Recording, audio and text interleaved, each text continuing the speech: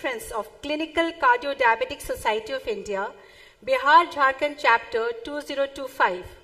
I am truly delighted to have you all in my hometown, Purnea. Purnea is a city of great historical importance, of immense geographical relevance, and a city of rich culture and heritage. Another biggest attraction of the city is the temple of Mata Puran Devi, and it is theorized that the city gets its name from this divine deity. Purnea was also known by the name of Puran Aranya, which means complete jungle. Nasti Vidya Samo Bandhu, Nasti Vidya Samam Suhatra, Nasti Vidya Samam Vittam, Nasti Vidya Samam Sukham. The origin, aim, and objective of CCDSI resonates with the essence of the shlok. The pursuit of knowledge and its varied application for the betterment of mankind laid the foundation of CCDSI. The need of a separate body that would cater to the cardiac, diabetic, and nephrology segment of the medical science led Dr. Professor A.N. Rai sir to form this organization.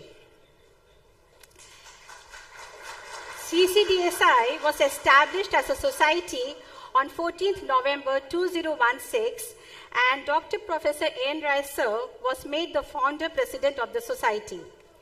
The main aim and objective of this society is to update the clinicians on diabetes, hypertension, cardiac, renal, and metabolic diseases. And it achieves this goal by regularly organizing the CME and conferences both at the state and the national level. So we gather here today to carry this baton a little forward. The decision to hold the 9th Ccdsicon at Purnea was much a leap of faith, as it was a meticulously planned maneuver. The conference here is a statement of intent and a testament to the combined efforts of all the members of CCDSI Purnea. In the coming few days, we shall be witnessing a plethora of great skilled mind who with their work, experience, and insight will enlighten us further. On behalf of the organizing team, I extend my heartfelt gratitude to our esteemed erudite guests, speakers, and the attendees who took out time from their busy schedule and could make it to Purnea. It means a lot to us, and we are truly indebted. A man of great vision, unwavering endeavors, impeccable style, one who burnt the midnight oil to make this conference a roaring success. A man of few words but of great action, is known for his immense contribution in the field of diabetes. I take huge pleasure and pride to invite Dr. R.K. Modi sir, our organizing secretary for this conference, to the stage. Ladies and gentlemen, please welcome Dr. R.K. Modi sir, who is also the present chairman of CCDSI. Thank you. Over to you, sir. Thank you, Raki. Thank you so much. Good evening, one and all. Myself, Dr. R.K. Modi, Organizing Secretary, take this opportunity to welcome all faculties, members of local, state, and central committee, all delegates attending this conference, our mentors, and our founder president, great visionary, Dr. A.N. Rai sir, and all members of API, Indian Medical Association, press and electronic media. And lastly, all members of organizing team under dynamic leadership of Dr. Deviram sir, who is our chief patron, and Dr. S.P. Singh sir, who is our organizing chair. Organizing team has worked hard to present you this academic evening, and without wasting time, I request our scientific chair, Dr. B.K. Singh sir, to come on stage and say a few words, and after his few words, we may start the scientific session, the CME. Dr. B.K. Singh sir.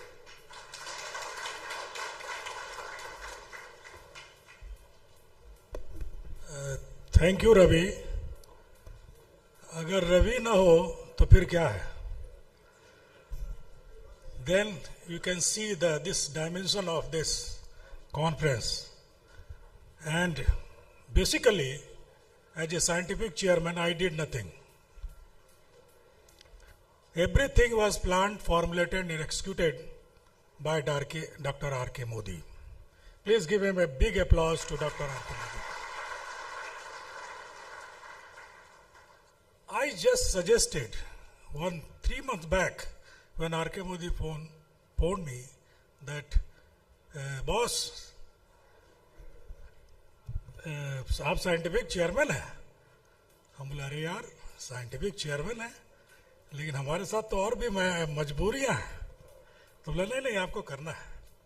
Then we sit together and formulated a program so that each and every corner of the India, either in Aurangabad or in Purnea, the person should come.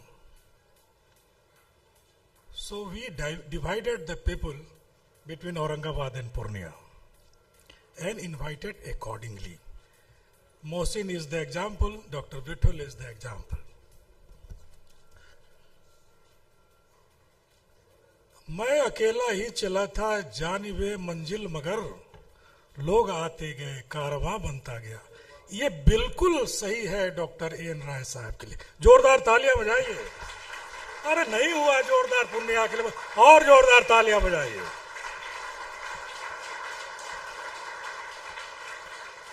He has such a vision and he executed. सीखना चाहिए आदमी को कि कैसे काम किया जाता है, कैसे सोचा जाता है, कैसे फॉर्मुलेट किया जाता है और कैसे एक्सक्यूट किया जाता है. I learned the lesson from the Dr. N. Rai sir. एक बार भागलपुर में था and there was a conference. बोले BK must ready at 4 a.m. sharp. At 3:45 Dr. N. Rai ranked. BK मैं गाड़ी में बैठने जा रहा हूं. मैं हड़बड़ाया और उठ करके सीधे वैसे ही चलाया. तो कैसे टाइम फ्रेम मैनेज किया जाता है, कैसे एक्सिक्यूट करना है, ये यंगर जनरेशन को सीखना चाहिए.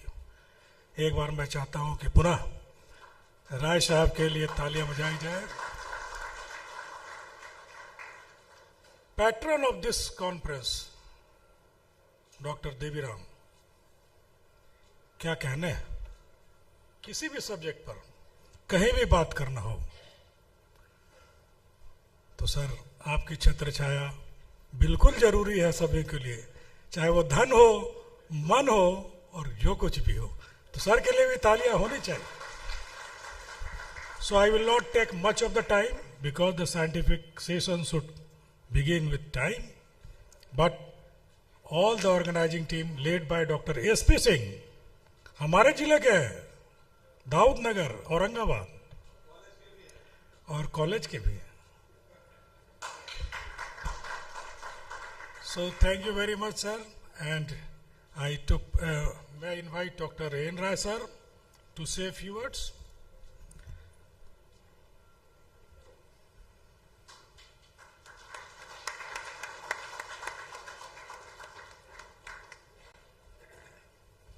Thank you, Dr. BK. I think I am not going to take much time. At outset, I will really congratulate, thank the organizing team for such a good presentation. It is a fantastic. And that wherever Dr. Deviram is there, you will have no point to complain. Everything is there. We started our journey and everything was meticulously arranged. And so is the scientific program. Dr. R.K. Modi is a very devoted person and he is devoted to the CCDSI. He is at present chairman, but he is also the organizing secretary. He has taken pain not only in organizing but presenting the scientific, because BK he didn't say, he was busy in arranging the RSDI conference at Aurangabad. So he could not give much time. It is the R.K. Modi and his team. He helped who have prepared the scientific program. And if you go to the scientific program, it is exceptionally very good. You have covered every topic. And must thank our organizing team, especially Dr. R.K. Modi and Dr. B.K. Singh. Thank you.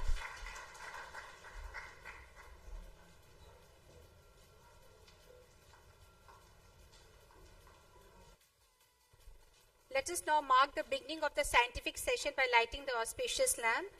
I request Dr. Professor N. Rai sir, B.K. Singh sir and Rakivati sir to light the lamp and seek the blessing of Almighty. Thank you.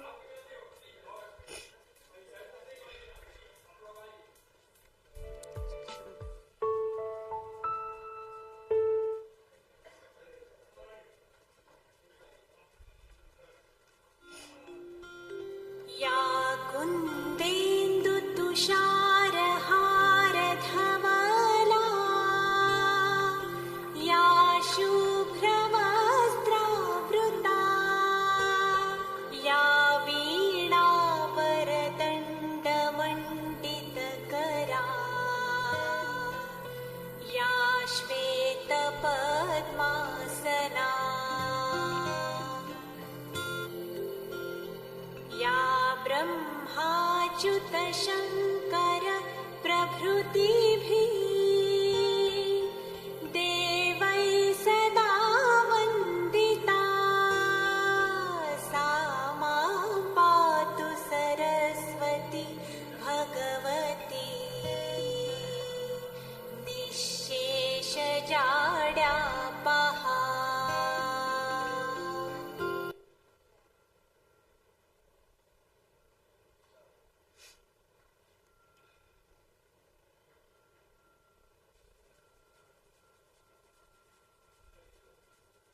Thank you, sir. Thank you, respected dignitaries. Thank you so much. Prevention, practice, and priorities are the main fabric of this conference tapestry, and we have painstakingly structured the scientific session accordingly. The knowledge of how to prevent a disease forms the cornerstone of the treatment of the disease. We start a scientific session with discussion on the preventive measures applied to cardiology, diabetology, and nephrology. But before we start the scientific session, I would like to enumerate few salient features. All the speakers have been allotted a 15-minute time slot. I would sincerely urge the speaker to kindly adhere to this time slot. In the 14th minute of your time slot, a bell would ring, and that would make you aware that your time slot is going to end soon. On hearing the bell, kindly try to conclude your presentation as soon as possible. The organizing team has constructed a separate felicitation booth where both the speakers and the chairpersons will be escorted by one of our members of the organizing team, and there in the booth you will be honored with mementos for your active participation and presentation in the session. At the end of the session, there will be question-answer series, but in case we are running short of time, we might either skip or limit the number of questions. Without further delay, I would now like to call on the stage our most experienced chairperson, Dr. Vitul Kumar Gupta from Bhatinda, Dr. K.K. Mishra from Katihar, Dr. Neeraj Bohania from Dalkola, and Dr. P.K. Mehta from Purnea to kindly come on the stage and start the session. Thank you so much.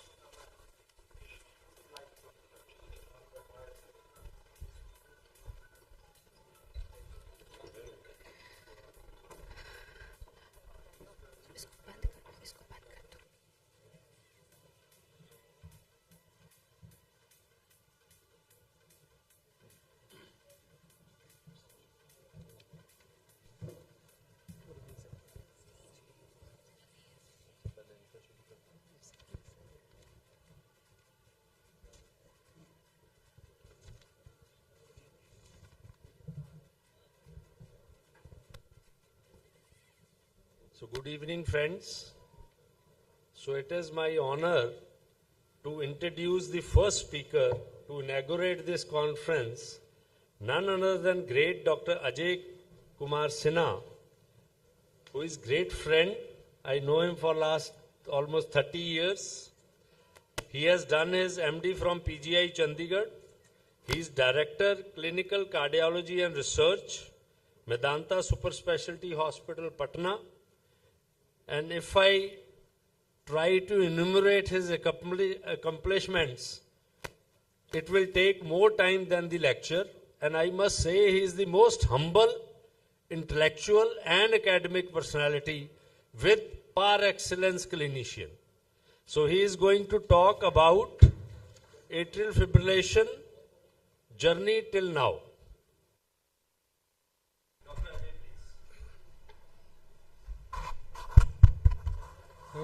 Good evening, friends, chairs, the dignitaries in the front line.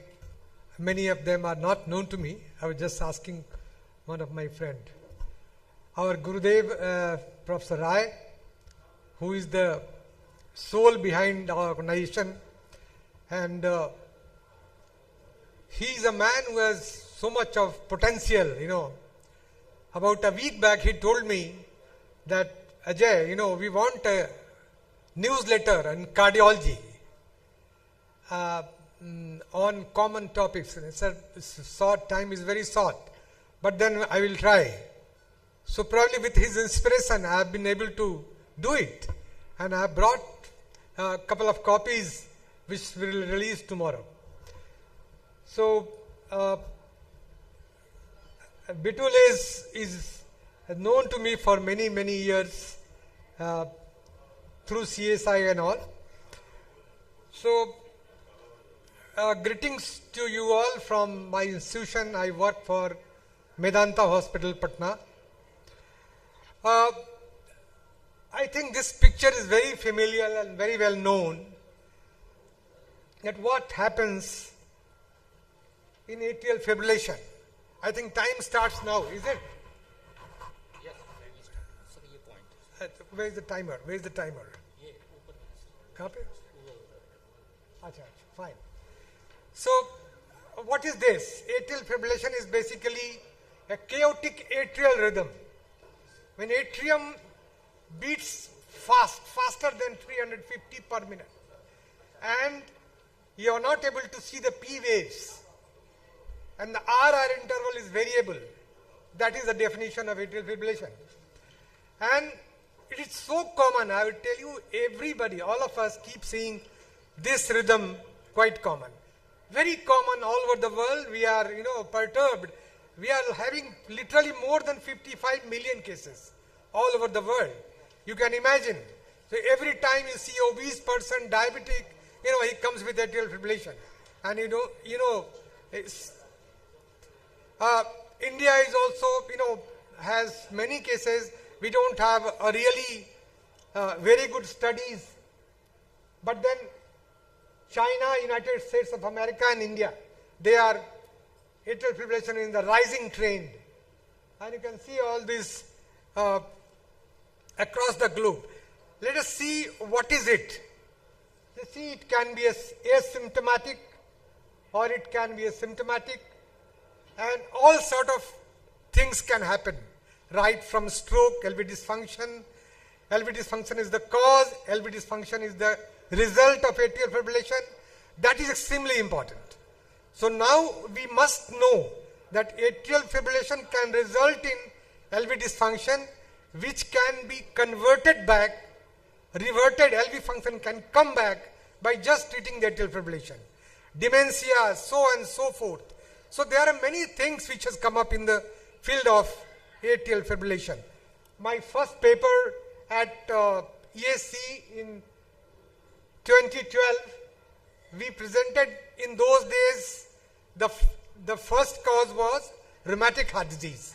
Rheumatic mitral valve disease was number one cause. And anticoagulants were hardly any. We were using vitamin K antagonist in those days, mostly. But then last 10 years or so, there are a flood of anticoagulants which are non-vitamin. I mean, these are the newer anticoagulants like apixaban, rivaroxaban, dabigatran, and so on and so forth. Now you see there are three differential diagnoses. This is classical atrial fibrillation and this is atrial flutter with variable block. What I mean to say is atrial fibrillation and flutter both are to be respected equally. Both are to be anticoagulated, and if you want to manage them, manage with lot of wisdom. And finally, multifocal atrial tachycardia. So there are three differential diagnoses. Now let's begin with an example. 85-year-old male, a normal heart, normal lung function. This is classical atrial fibrillation. Very easy to pick up. Very easy to pick up. You know, RR interval is variable. You can't see a P wave. You have a collar mic or something? Is it possible? Yeah. So you can see this is, so what is the answer? Choice of treatment, aspirin, clopidogrel, oral anticoagulant, or leave him alone because he is old. He is 85 years, what to do? So answer is oral anticoagulant. Oral anticoagulant. And nowadays, you have plenty available and they are doing very well. If you see management of atrial fibrillation, so what is the ABC? Anticoagulant to avoid stroke, then better symptomatic control and comorbidity and risk factor. Comorbidity. Hello. So comorbidity and coexistent management of those conditions. Now I will not go into great detail that in 2024 has seen tremendous changes in the management plan, in the diagnostic plan, and now exercise, cutting down the obesity, everything has become so important. Class 1A indication. Again, you know, like ablation has picked up very well. Now in 2015, when I was organizing secretary for Cardiac Rhythm Council meeting of CSI, one of the top person from Delhi, he told me, why are you trying to think about atrial fibrillation ablation in Patna? And the first ablation was done in Patna by a person from USA, Dr. Das. And then we started pondering that AF ablation is a reality. I mean, AF ablation has become a reality now. Not going into detail of guidelines. Another example I am going to show you is a 25-year-old male brought in the emergency with severe hypotension, past history of recurrent palpitation, was given IV verapamil. Dr. Ray's favorite question is this. So what to do? What to do? Yes. This is fast, broad, irregular. FBI. We call it FBI. And this is nothing but pre-excitation and pathway causing problem. And here the method of choice is cardioversion.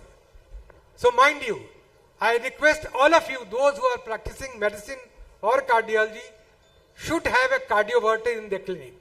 That is a must. This is an example of, you know, complete heart block with atrial fibrillation. So when in atrial fibrillation, the RR interval becomes regular and fixed, we call it complete heart block with atrial fibrillation.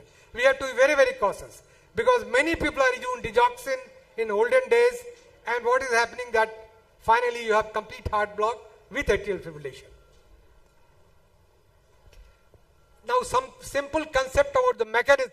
How does it happen? What happens? What is the mechanism? What is the pathophysiology?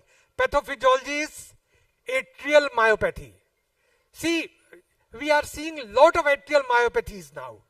And if you see those atrial myopathies, they will have atrial fibrillation, dilatation of atrium, and secondary MR because of dilatation of atrium. So we have to be very, very cautious. Try to pick up atrial fibrillation as early as possible in the life history of this problem. Not going into great detail because of paucity of time. How do we do a diagnostic workup and follow up? Now we have to know that now we have a lot of devices. We can pick up atrial fibrillation by those devices. And AliveCore is one of the examples. They are freely available at $100 or so. You know, it can pick up atrial patches are available which can pick up atrial fibrillation. So detection of atrial fibrillation is the primary concern today. If you are not able to pick up atrial fibrillation in the first year of its life, then you are gone. You have not done the justice to the patient. You have to pick up early, treat early. The classical example of how this device picks up. Here's a patient, Mr. Das, who has this device. He picks up atrial fibrillation and mails me. And this gentleman had ablation. Finally, he had ablation at Bangalore. Now, I told you that this is basically atrial myopathy, and now a new thing has come up. Those who are doing echocardiography, they must know that LA strain has come up in a big way. If you are doing LA strain, you can pick up those patients who are going to have atrial fibrillation. Schwarz score should be known to everybody. So is Hasbled score. Now, we know that rate control has been the idea right from the beginning when we started learning about atrial fibrillation. But then what has happened? Let me show you my registry. You know, we have registry of about 300 patients from my clinic, and you can see that hypertension is now common. Hypertension is commoner compared to rheumatic heart disease now. So hypertension is the commonest, LV dysfunction, all those things are there. I'll give you an example of one of my patients on cardioversion. So cardioversion is poor man's defibrillation, poor man's RFA. I call poor man's RFA because it doesn't cost you much. So this lady, rheumatic heart disease, dilated LA, bad mitral valve, we cardioverted. And this lady who had twice BMV, balloon mitral valvotomy, did very well. And you see, this is the atrial fibrillation, and then after almost like 2 years, she is maintaining a sinus rhythm. This was very surprising. And another example of a 75-year-old male, severe LV dysfunction, several cardioversion tried, bad heart, bad condition, old age, RFA was done. Not an our center, but this was done in Bangalore. And this gentleman is doing very well in sinus rhythm. So, now you should not think that RFA, radiofrequency ablation, is a rarity now. It's very common. Maybe about 100 centers across the country are doing.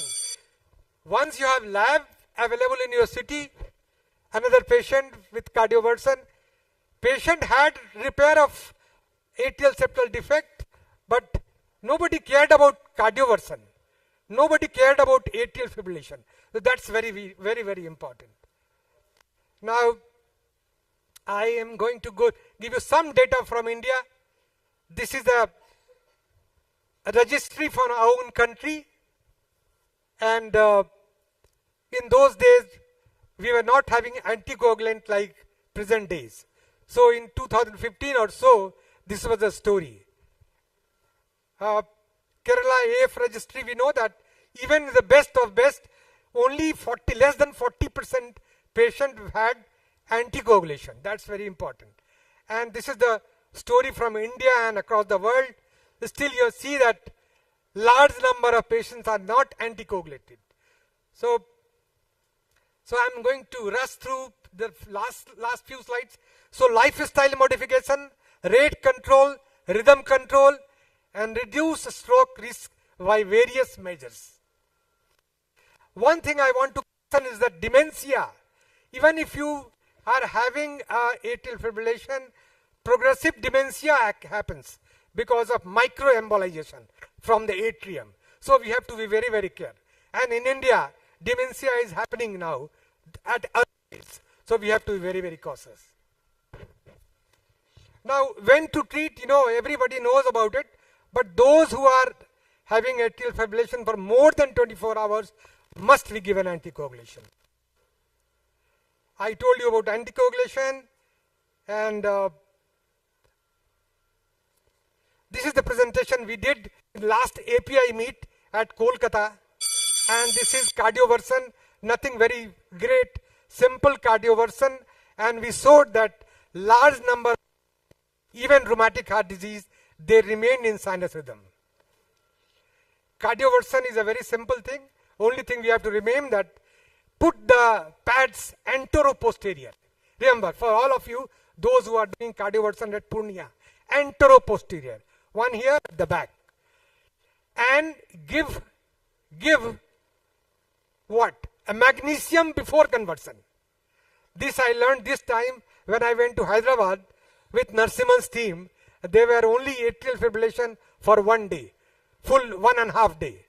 So they were very particular about give magnesium apart from whatever you give, anticoagulation, amiodarone, whatever, but give magnesium. That will increase the rate of success.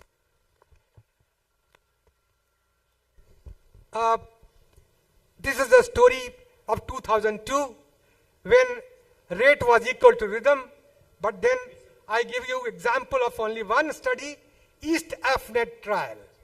This has changed the scenario of management of atrial fibrillation. You cardiovert, you give drug or you do ablation. But in the first year itself, if you do not do, you lose the battle, lose the train. So with this, I think I will say the newest agenda is pulse field ablation, PFA. And this is the agenda because it doesn't damage the nerve, it doesn't damage the esophagus. That is the risk.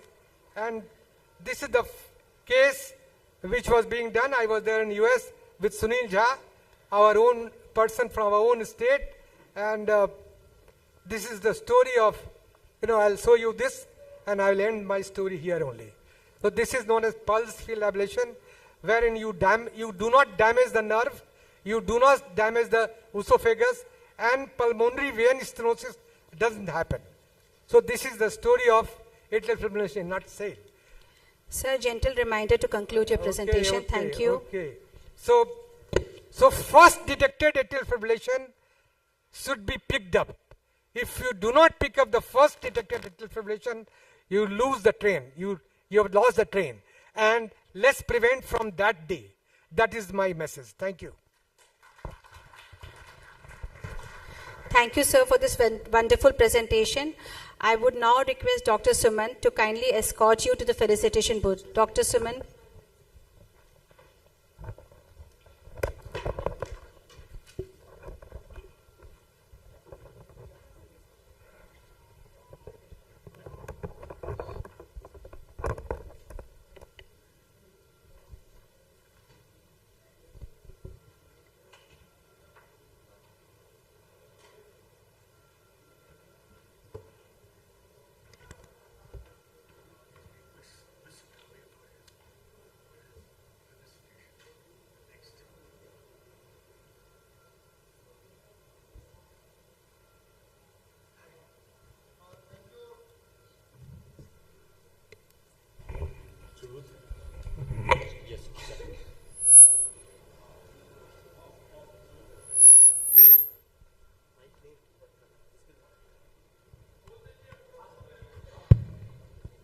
Thank you, Dr. Ajay sir.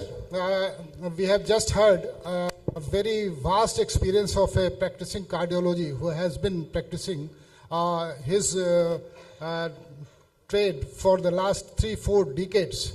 And on such a vast topic of atrial fibrillation, 15-minute.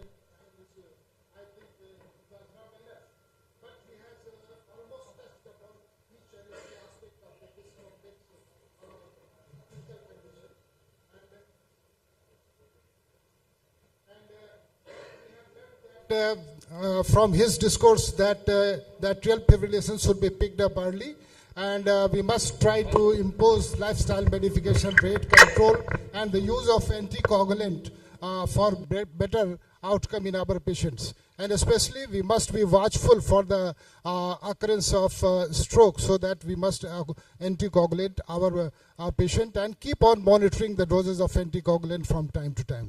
So thank you very much, Dr. Ajay, for this nice presentation. The next speaker is Dr. Rajiv Trehan.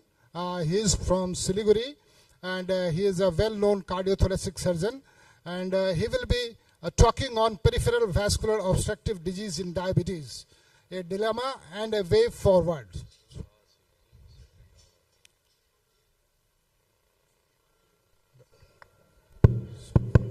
Oh, sorry.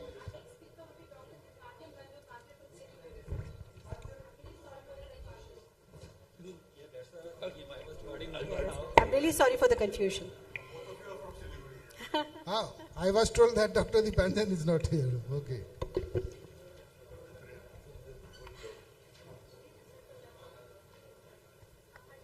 So, our correction, the next speaker is Dr. Dipanjan Bandyopadhyay from Siliguri, and he will be talking on current perspective in tropical cardiology.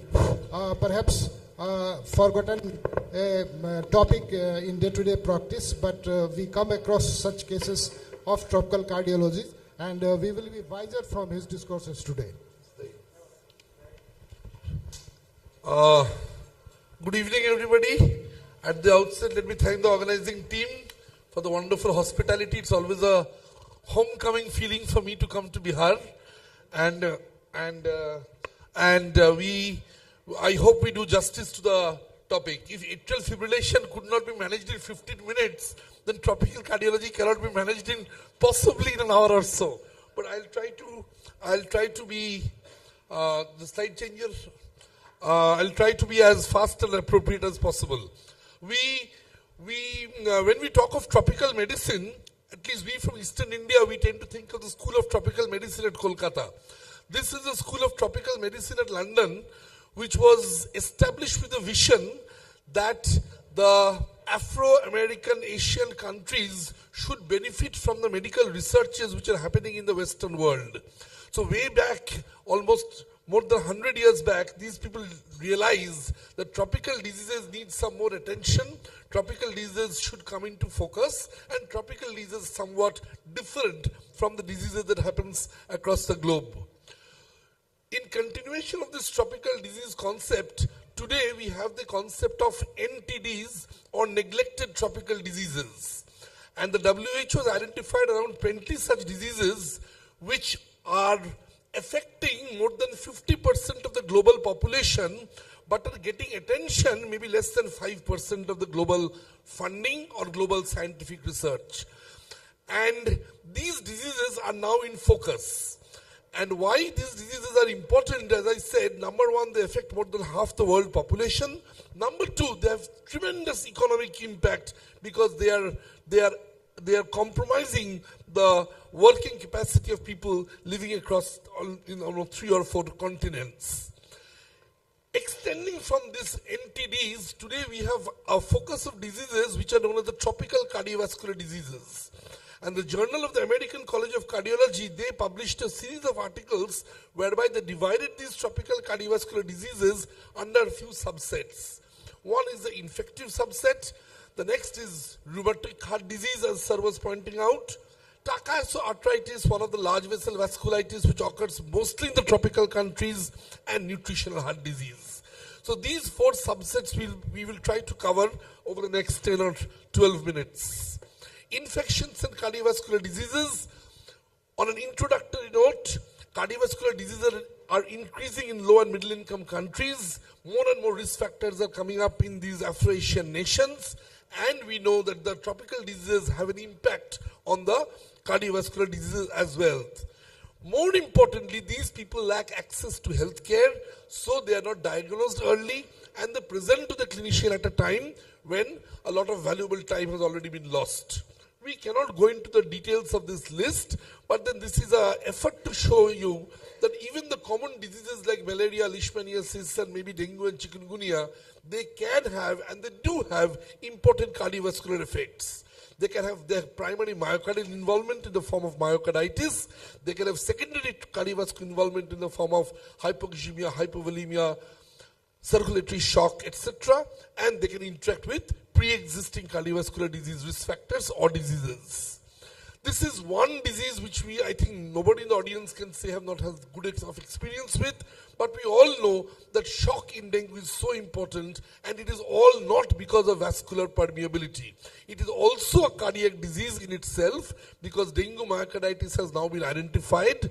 And if you look at this forest plot, which is basically a meta-analysis, it shows that almost all the studies picked up by this group of authors, they show that dengue myocarditis do occur and do offer a substantial epidemiological burden. This is again a study from North India, and it shows that there are various panorama of abnormalities, cardiovascular abnormalities in the domain of dengue infection. They can be ECG abnormalities, they can be echocardiographic or LV functional abnormalities, and they can be elevated cardiac biomarkers. One thing which I keep on telling my students and my juniors is that when a young person comes with heart failure, you, rather than thinking of structural heart disease, we in tropical countries should think of infections and myocarditis. So this, I think, is one message which we also go percolate to the juniors who are present here. Almost again, more than half the world is affected with chikungunya, and chikungunya myocarditis today has been identified as an important source of morbidity. We think of chikungunya as a disease with a morbidity but not mortality. But then as you read the last bullet, rhythm disturbances in the form of bradyarrhythmias, atrial fibrillation, atrial tachycardia, VT, and even sudden death can occur in the domain of chikungunya myocarditis. Basically, in the proper epidemiological context where you have fever, you are in a tropical setup, you are in a season of chikungunya illness, the triad of fever, polyarthralgia, and new onset arrhythmia should raise the possibility of chikungunya-related myocarditis. They have proposed a 3-stage progression: a pre-congestive phase, a pre-heart failure stage, a arrhythmic phase, and lastly, a congestive heart failure phase.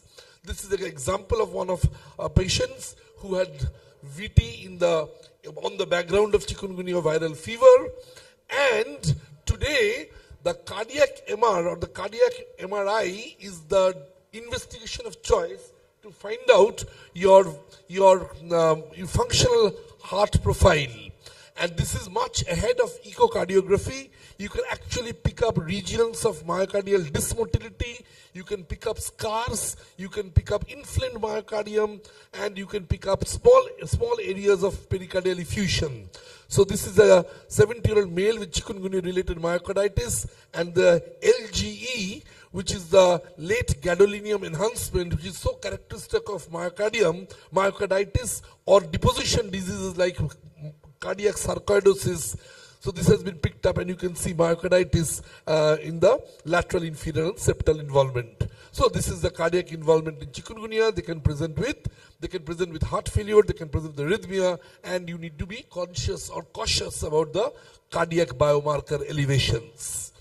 Malaria, again, we cannot afford to say that I don't treat malaria, I don't know malaria, I don't understand malaria. This is the global epidemiology of malarial fever, and this is again a publication which tells us that whether it is myocarditis, whether it is coronary artery involvement, pericarditis, and extrapolated cardiac involvement in the form of anemia, renal failure, and sepsis. So sepsis leading to myocarditis, or sepsis leading to heart failure, is again something which is to be identified. Before we move away from the slide, it is important to remind ourselves that in today's world, heart failure management, you need to take care of anemia and hemoglobin levels. So the anemia of malaria can have a poor prognostic factor, behave as a poor prognostic factor in a person who already has heart failure or has risk factors for heart failure. We cannot go along with this list. So even with leptospirosis, you can have myocardial involvement. This is acute rheumatic fever, ladies and gentlemen, in the present scenario, and you can see the worst affected part of the world, India, China, and maybe the Southeast Asian countries, they conglomerate to provide us the substrate of acute rheumatic fever, even in the 21st century. Interestingly, the worldwide prevalence in rheumatic heart disease has a different geographical map, but then again, unfortunately, India overlaps both. So we have both acute rheumatic fever, and the countries which have outgrown acute rheumatic fever now are facing more of rheumatic heart disease because of the sequelae of the last 50 or 100 years. We are overlapping both of them. So again, a relatively complicated graph, but all the WHO areas of the world, they are showing that acute rheumatic fever has come down, but rheumatic heart disease are on the high, probably because of better diagnostics and better pickup of cases. So the Southeast Asia, which is on the lower right panel, the orange line, is no exception. We basically need to understand that rheumatic heart disease should have a population-based management, and you have the low-risk category and the high-risk category, and basically your benzyl penicillin G, it can be intramuscular every 3 to 4 weeks, or oral penicillin every twice daily if you are on a high-risk category. And essentially, you need to be well versed with when to refer and when cardiac surgery is needed. We have the cardiac surgeon following me up, but then cardiothoracic or cardiovascular surgery is an important connotation of managing rheumatic heart disease in today's world. We will not get into details of such graphical representations, but natural history, etiopathogenesis, proper diagnosis, proper medical management, and ultimately proper surgical management, if they deserve, are important in the strategy of rheumatic heart disease management. Trachyarthritis, we cannot talk of vasculitis in this short forum, but then a pulseless disease, more important in Southeast Asia, more important in the tropical countries. They can lead to arterial wall thickening, occlusive illnesses, they can lead to blindness, they can lead to coronary artery disease, ischemic heart disease. So trachyarthritis again needs to be picked up. Management, basically you need to start with steroids, you can move ahead to DMARDs, and then you can give biologics in the form of tocilizumab or TNF inhibitors, but patients are not responding.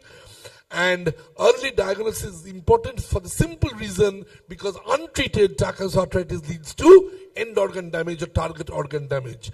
And ladies and gentlemen, we talk of connective tissue disorders, we talk of rheumatological diseases as more prevalent in the Western world, but this is our Asian version of rheumatological diseases. So trachyarthritis, first identified in Japan, is the disease of Southeast Asia and Southeast Asian countries. The last part of the presentation, probably the nutritional heart disease and cardiac myopathy, we need to understand that the tropical countries represent a very harsh environment for the human race.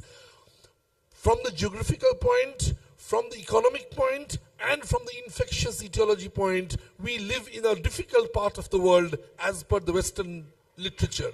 So tropical geography is associated with cardiomyopathies related to genetic variations. And these genetic variations, ladies and gentlemen, they have appeared because of the Darwin's theory of survival, because we need genetic variations to survive in the tropical countries. That is why thalassemia has come up. That is why we have diseases which are endemic to the tropical regions. But the consequence of the genetic variations is that we have other organ systems being involved, like the cardiomyopathies.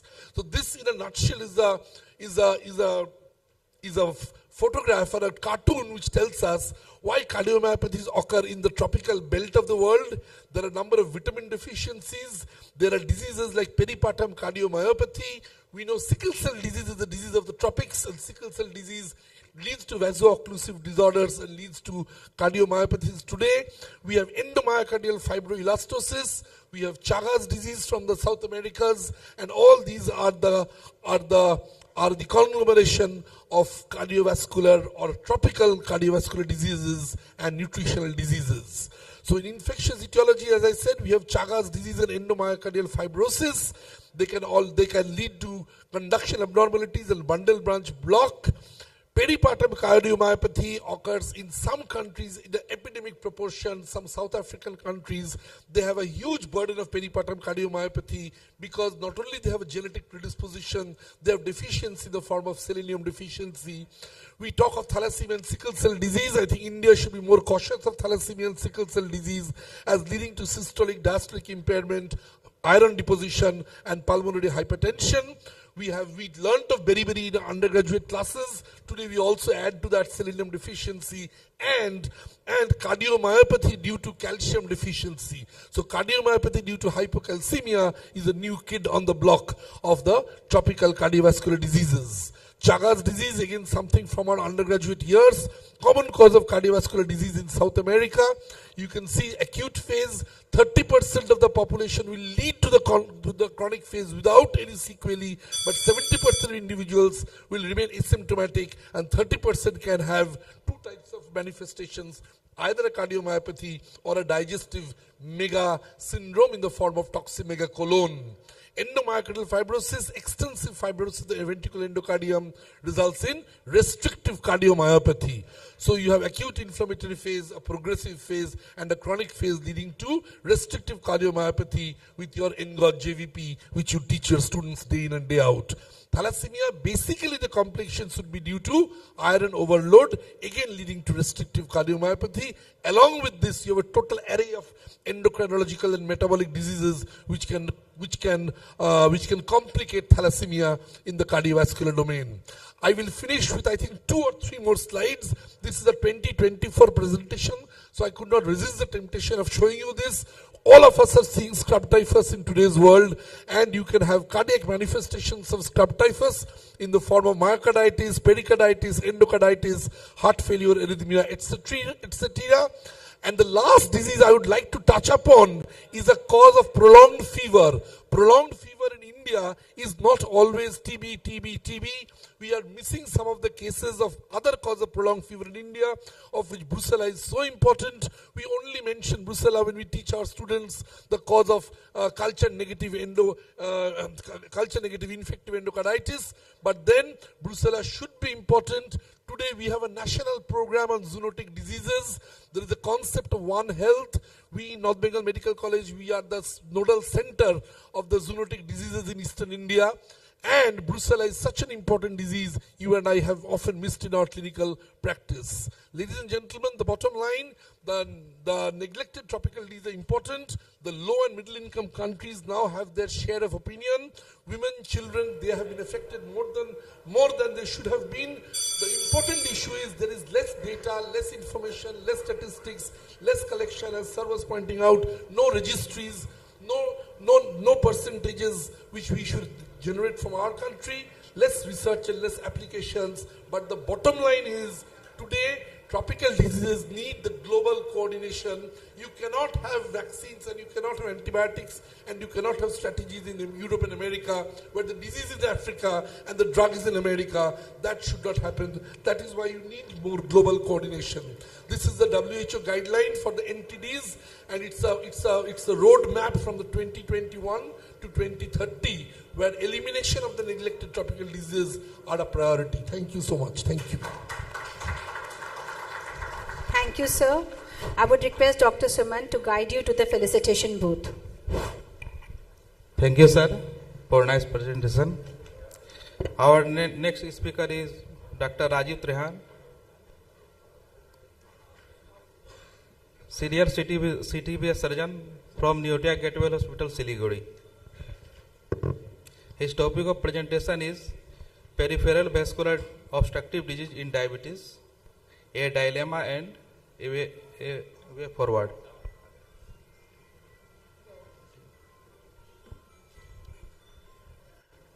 Good evening, respected doctors. And before I start my topic, just I want to congratulate Dr. R.K. Modi for arranging such a knowledgeable and conference. And when I went to go through the topics of this conference, I could imagine there is such a brainstorming session would have been going to be there in coming 2 days. And this could make me feel the zeal of the learning new things by the physicians of the Purnea. So let me start my topic. How to move next slide? Achha, this one. Okay. So The most common complication of the long-standing diabetes is a peripheral vascular disease. So it is a disease which is characterized by the narrowing of the blood vessels which supplies to the blood to our limbs and reduced blood flow to the limbs, and thus is a major complication in diabetic patient. The reduced blood supply to the limbs lead to the claudication, ischemia, ulceration and limb loss. Diabetics are at a higher risk of developing PVD due to factors like the chronic hyperglycemia leads to inflammation and endothelial dysfunction. My next slide depicts that the diabetic patients are more than 2.5 times more prone to develop the cardiovascular, peripheral vascular disease as compared to the non-diabetics.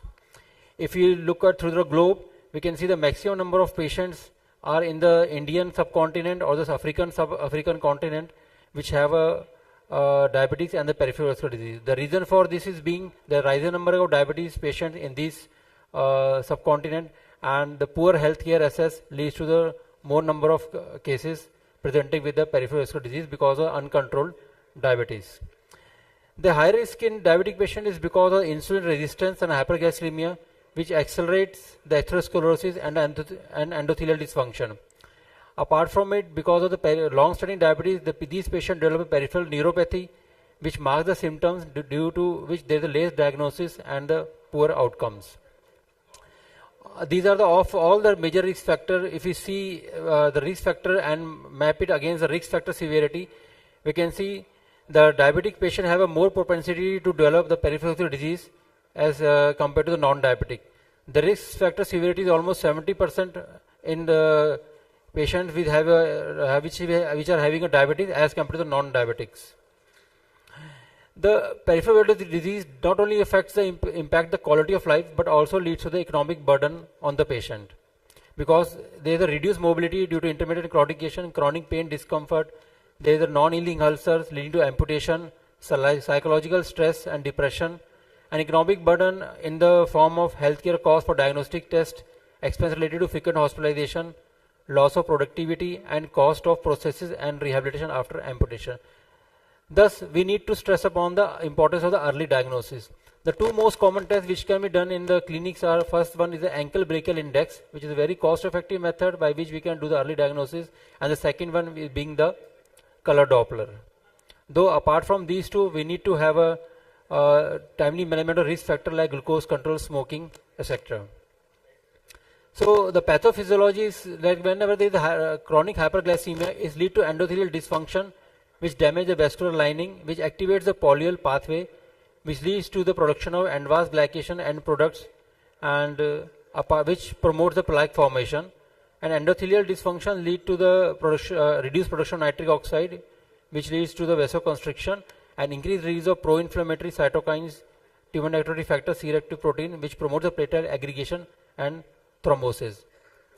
The clinical manifestation, patients presents with the intermittent claudication in the early stages. The classical patient used to say that the moment he starts walking, he feels the pain, and the moment he stops walking, not even sitting, he just, even if he remains stand also, his pain subsides. This is a classical intermittent claudication. In the more severe cases, the patient complains of the rest pain and lately present with a non-healing ulcer. In the rest pain, the patient typically says that whenever he lie down in the bed during the night time, he starts feeling the pain, and the moment he sits down and keeps his leg hanging down from the bed, he gets some relief of the pain. This is a classical sign of a severe peripheral vascular disease. Lately, they present with a gangrene and limb loss. And the most important, the neuropathy is marking the symptoms. Just because they don't feel the pain, they won't approach the doctor or go for the diagnostic test. This slide is more of a theoretical importance, classification of a clinical on the basis of clinical features. But I think in the Fontaine, the class 2B and Rutherford class 1 and category 3, from that onwards, some intervention, some medical management has to be done for the peripheral vascular disease. Diagnostic, the simple test is the ankle brachial index. We can measure the blood pressure in the legs and then divided by the arm blood pressure. Normally it should be 1 to 1.4. If it goes less than 0.9, it signifies the peripheral vascular disease. And if it goes below 0.7, then definitely some management, some intervention has to be done. Second is the Doppler ultrasound, where normally the blood supply flow should be triphasic, or if at all it is a biphasic or monophasic, it signifies the significant peripheral vascular disease. This is a classification. And once the Doppler study, if the ankle brachial index or the color Doppler has shown it's a biphasic flow or monophasic flow, the next test should be done is a CT angiogram or MR angiogram to identify the lesion in the arterial system, extent and the position. There are other biomarkers like CRP, interleukin 6 and D-dimer are there. Nowadays, these tests are conducted to identify the vascular inflammation or thrombus formation, the propensity of thrombus formation. This is a flow chart for diagnosis. Once we reach the history, ankle brachial, Doppler, CT angiogram, we directly generally shift to the definitive management of peripheral vascular disease.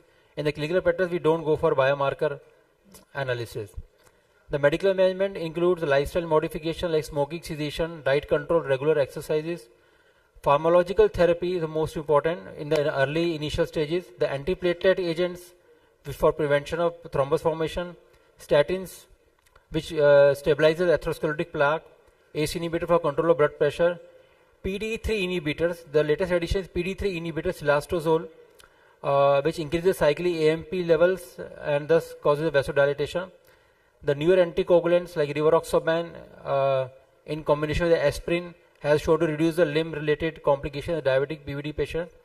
Pentoxifylline, the non-selective PD inhibitor, it also reduces the production of the inflammatory markers. Apart from this, the most important, the center point of management is a good diabetes control with a target of maintaining HbA1c less than 7. There are few emerging therapies also like anti-inflammatory drugs like tocilizumab, which reduces the vascular inflammation, plaque instability. SGLT2 and GLP-1 receptor agonists like semaglutide, which improves cardiovascular outcome and reduces the risk of limb amputation. Antioxidant therapy like coenzyme Q10 and gene therapy and stem cell therapy. They are still under the clinical trials. We can see from this graph, by the initiation of the statin therapy, the progression of perivascular disease within the 6 months is reduced drastically. So statins are the mainstay of the treatment of the patient with the peripheral vascular disease. This is a CT angiogram because the management will differ from which level the patient having a disease, which level having a occlusion. So disease limited till the knee joint definitely is managed by the surgical bypass surgery or intervention.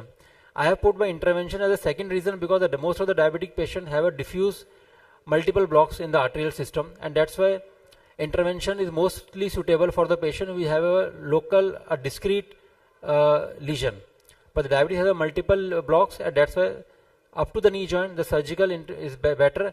Infrapopliteal disease is a medical management is best for those patients, and below the ankle the stem cell therapy for promoting the angiogenesis. Intervention is a balloon angioplasty where we just do the dilatation of the artery. The chances of the re-occlusion rates are higher. Thus, the balloon angioplasty combined with the stenting has a much better result than the simple balloon angioplasty. The advantages are minimally invasive and low risk of complications. This is just a slide showing how the intervention procedure is done.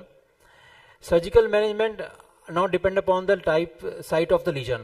The most commonly performed surgical procedure in case of diabetes and peripheral vascular disease is the femoropopliteal bypass, where a vascular graft, normally a autogenous vein or synthetic material, is used to bypass a blocked artery.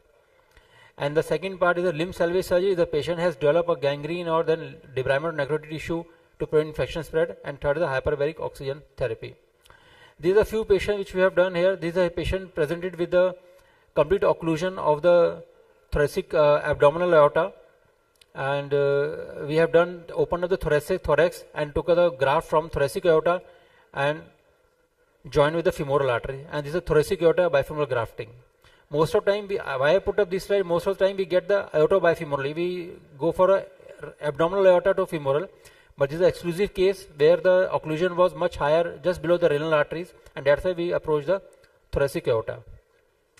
Now this is a patient who is presented with a non-healing ulcer, and CT angiogram has shown the complete occlusion of the left common iliac artery, and since the patient age was more than around 80 years of age, and thus we have done the crossover femoro-femoral grafting. means the blood from the right femoral artery will be bypassed to the left femoral artery.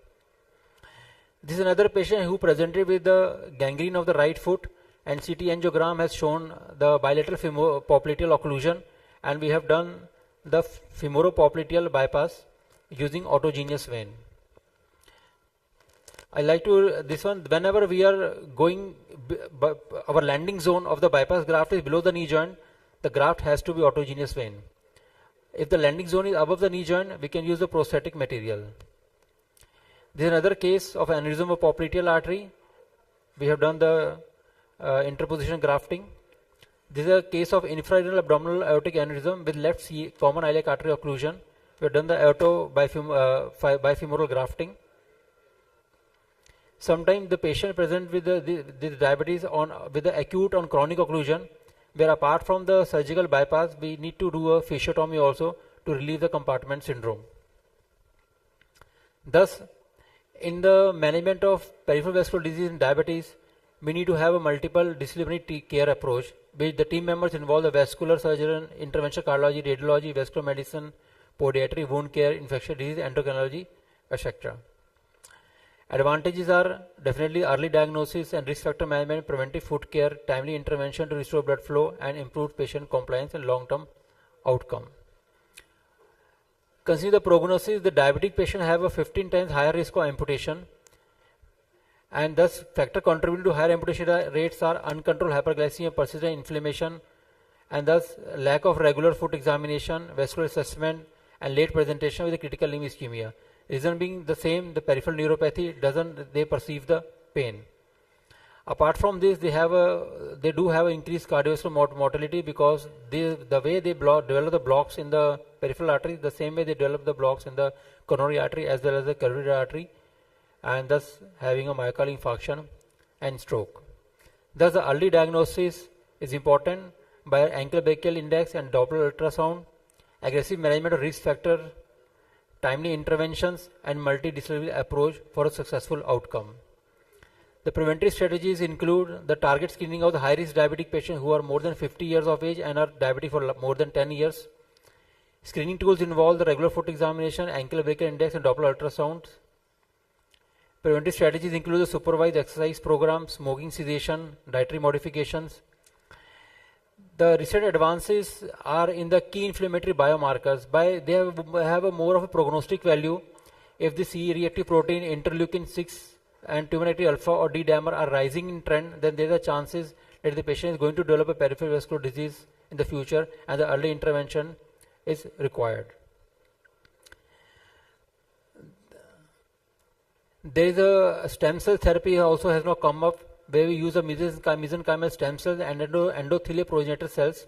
As I told, this is more commonly used for the lesion or ulceration below the ankle joint, where the microvasculature is very small, and thus we use the stem cell therapy to promote the angiogenesis. Another newer where the clinical trials are going on is a gene editing technology, where we target the pro-inflammatory genes, and by genetic engineering remove the pro-inflammatory genes.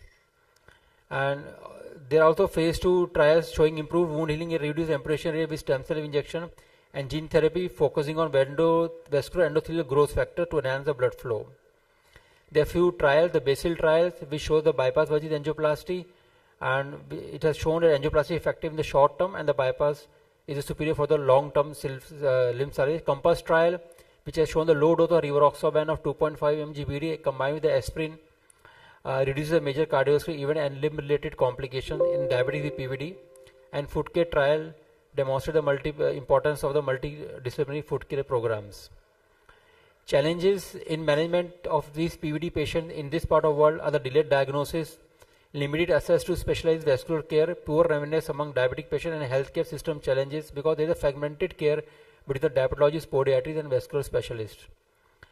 And the treatment for cure for all this is the patient should have improved access to vascular care. We should have a specialized diabetic foot clinic, integration of PVD, peripheral vascular disease screening protocols, routine diabetic care, and ankle brachial pressure index and Doppler ultrasound in the initial stages. We should get it done the moment the patient presents with intermittent claudication.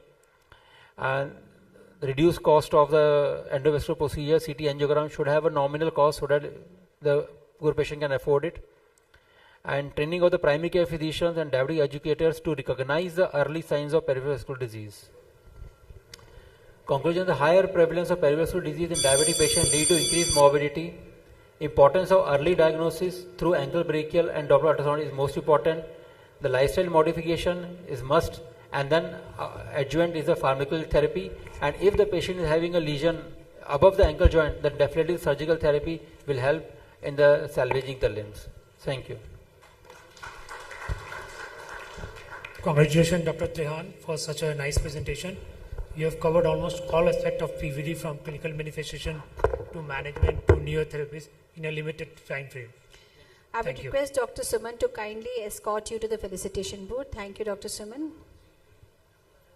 Next, I will going to invite Dr. Pramod Kumar Sinha. Sir is professor and HOD of ANMM CH Gaya, and sir need no introduction in this part of the country. Topic is sudden cardiac death updates. Over to you. Hello. Sir. So how to change? दोनों इसमें है? Well, honorable chairpersons, friends, seniors, ladies and gentlemen, lot of love from the bhumi of Bhagavan Vishnu and Bhagavan Buddha, a place where the CCDSI born. Let us begin with sudden cardiac death, which has become so common nowadays.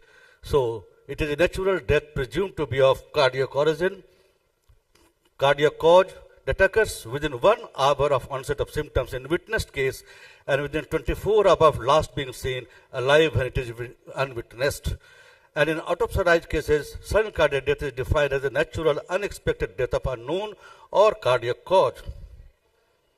Well, friends, sudden cardiac death accounts for 15% of all cause death and approximately 50% of all cardiovascular death, out of which 50% being the first manifestation of cardiac disease. Majority of sudden cardiac deaths occur outside the hospital, and less than 10% of victims survives to be discharged from the hospital. And 20% of those who survive suffers severe neurological or physical disability. Well, friend, the disheartening fact is that most of the cardiac arrests occur at public places where CPR trained personnel and or automated external defibrillators are not available. EMS, emergency medical services, fail to reach fast at the site of event. 50% of the cardiac arrests are unwitnessed, precluding any resuscitation effort. Well, friends, so it is a high time for the physician to recognize and to manage this. So, for prevention remains the cornerstone of management. So, to work up for preventive measures, evaluate the patient of unknown structural heart disease or patients of arrhythmia, followed by risk stratification for sudden cardiac death. And second one is to identify and to interrogate the relevant situation, whether clinical or familial, for sudden cardiac death. Well, friends, then we have to take 3 decisions. Either placement of ICD, variable cardiodefibrillator, additional CRT to prevent sudden cardiac death, or catheter ablation, or chronic pharmacological management to prevent occurrence of life-threatening ventricular arrhythmia, or frequent ICD shocks and pacemaker implantation to prevent life-threatening bradycardia. Well, friends, but then if it happens in the outside the hospital or inside the hospital, we need to create awareness in general population for basic cardiac life safety, including CPR and AED, to know and provide advanced cardiac life support as per guideline, and post-cardiac arrest acute management is needed to understood, and evaluation of the cause is a must. Friends, let us review the cause of sudden cardiac death. So 40 to 70% is because of coronary heart disease, 30 to 30% about cardiomyopathy, and 10% is because of inherited arrhythmias, and rest is about idiopathic arrhythmias. Well, friends, and all these causes leads to a scar formation, fibrosis, or calcium channel problem. And with the risk factors, you could see the family history, current smoking, diabetes, hypertension, dyslipidemia, obesity, CKD, diet low in N3, PUFA, atrial fibrillation already discussed, obstructive sleep apnea, and heavy alcohol intake. And friends, having this problem with this, the triggers are heart failure, ischemia, myocardial inflammation, vigorous exertion, electrolyte abnormality, environmental stress, psychological stress and depression. So many times happens in the busy areas. Well, friends, if you take the age ground, so in the early, before 35 years age, it is the CPVT, long QTS syndrome, hypertrophic cardiomyopathy, and arrhythmogenic right ventricular cardiomyopathy are the important causes. Before around 35, it is the non-ischemic dilated cardiomyopathy, the Brugada syndrome and early reporter syndrome are the important causes.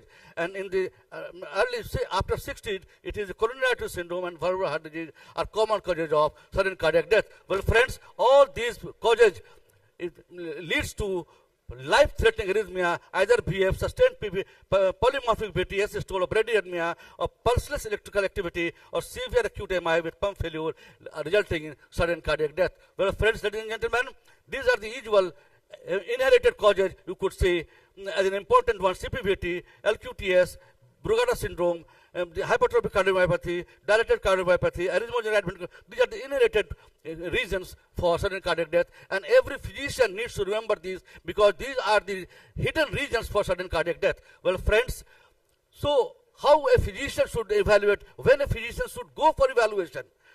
Should every one in population could be evaluated? No, never. So these are the high-risk patients. So overt structural heart disease and a primary electrical heart disease, first documented ventricular arrhythmia, family history of sudden cardiac death, unexplained syncope, pre-syncopal syncope palpitation or seizures, or person who is going to join sports having vigorous exertions, and patients who have survived the sudden cardiac arrest. All these should be evaluated for sudden cardiac death. What are the means? These are the history and physical examination, ECG abnormalities, echocardiography, coronary angiography, cardiac MRI, PET, and provocative electrophysical test and genetic testing are the important tools for investigating for sudden cardiac death when these indications are there. Well, friends, history and physical examination gives you the red flag signs for general physician who can identify, yes, this patient could go for sudden cardiac death. What are those? Well, you see, features of arrhythmic syncope means syncope without the vagal syndrome. Well, friends, family history of premature or sudden cardiac death like drowning or car accident in long QTS syndrome or CPVT syndrome. Well, friends, subtle features to suggest inherited causes include a family history of epilepsy, sudden infant death syndrome, deafness, heart failure, or pacemaker implantation at younger age than 50 years old. Well, friends, features of disease related to, features of disease related to the pro-arrhythmic condition include mid-systolic clicks in mitral valve prolapse and outflow tract murmurs with valsalva, what you could see in hypertrophic cardiomyopathy. Well, friends, specific skin features may be relevant like lupus perineo, erythema nodosum in sarcoidosis, angiokeratoma in Fabry's disease, xanthelasma, and palmoplantar keratosis and arrhythmogenic right ventricular cardiomyopathy. So all these features if present, be alert that patient may suffer from sudden cardiac death in later life. Well, ECG will help you to identify electrocardiogram, Holter recording, patient activity disease recorder, implantable loop recorders, signal average ECG, and exercise testing will help you to identify patients of sudden cardiac death. Well, friends, so you could see this long QTS syndrome, very important cause. The QTS more than 440. If you could see the short QTS syndrome, that is less than 350, you could see the Brugada syndrome, one of the important causes of sudden cardiac death. You could see the epsilon wave marking the ARVC. That is important for diagnosing sudden cardiac death. And of course, last but not the least, is the early reporter syndrome. All these has to be recognized to prevent the sudden cardiac death. Well, friends, ladies and gentlemen, so imaging is the second most important modalities, and you remember that if a negative imaging study supports arrhythmia syndrome without a structural heart disease, including primary electrical disease. Yes, thank you. Yes, in patients with documented VT, well, friends, echocardiography will diagnose and risk stratification tool for valve disease, CAD, DCM, HSM, arrhythmogenic right ventricular cardiomyopathy, left ventricle non-compaction, and inflammatory disease. Cardiac MRI specific for ARVC and left ventricular non-compaction, late gadolinium enhancement for detection of fibrosis in HCM, dilated cardiomyopathy, mitral valve prolapse arrhythmia syndrome, and novel myocardial mapping detects diffuse fibrosis and can suggest etiology of LVH like Fabry disease and amyloidism, giving opportunity for a specific therapy and to prevent sudden cardiac death in later life. Well, friends, ladies and gentlemen, CT angiography to rule out the coronary stenosis. Well, friends, sudden cardiac IV propagative diagnostic test done to detect primary electrical heart diseases at cath lab or at outpatient testing location with full resuscitation equipment, as you could see, asmalin or flecainide or procalcitonin test for the Brugada syndrome, epinephrine test for CPVT, acetylcholine test for vasospasm, and adenosine to exclude latent pre-excitation. So these are important elements. Genetic counseling is important in dilated cardiomyopathy, hypokinetic, non-dilated cardiomyopathy, in cases of arrhythmogenic right ventricular cardiomyopathy, in cases of hypertrophic cardiomyopathy, and in cases of primary electrical heart disease. In these groups, we need to go for genetic counseling to prevent the relatives and friends from sudden cardiac death. So genetic testing are a must for LQTS, Brugada, CPVT. Well, friends, electrophysiological study with baseline interval H and VH has to be noted down.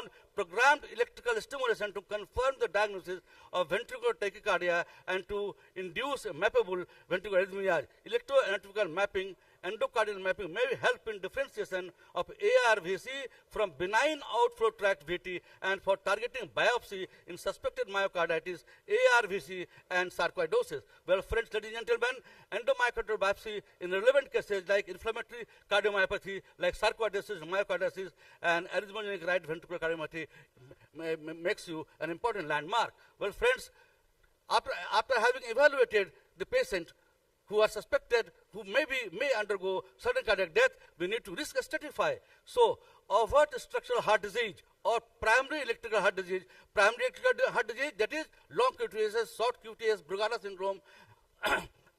So, depressed LV function of clinical heart failure, less than 35% of ejection fraction, are prone to suffer of sudden cardiac death. Unexplained syncope. A patient has suffered syncope and no explanation is there, must consider sudden cardiac death is a possibility. Sustained VT, if documented or induced at EP study, LV scar size and heterogeneity on CMRI, markers of altered autonomic function, and QRS prolongation, all these are groups the patient as high-risk patients. Well, friends, you could see here, any patient who suffers 3% of sudden cardiac death are liable to, should be taken the implantable cardiodefibrillator. So, sustained VT, ischemic cardiomyopathy, and non-ischemic cardiomyopathy with less than 35%, all has 3%, more than 3% per year sudden cardiac death. So, they require ICD. Well, friends, so what to do with the high-risk patients? So, beta blockers, immediate post-acute MI, ischemic and non-ischemic cardiomyopathy, LQTS, CPVT, RVOT, VT, and verapamil for fascicular VT will prevent the sudden cardiac death. Well, friends, optimal management for heart failure with AC, ARB, RD, MRA, beta blocker, SGLT2 inhibitor will prevent a sudden cardiac death in these groups. Well, friends, CABG and revascularization acute MI, ICD recommended or reasonable as secondary and primary prevention in many cases.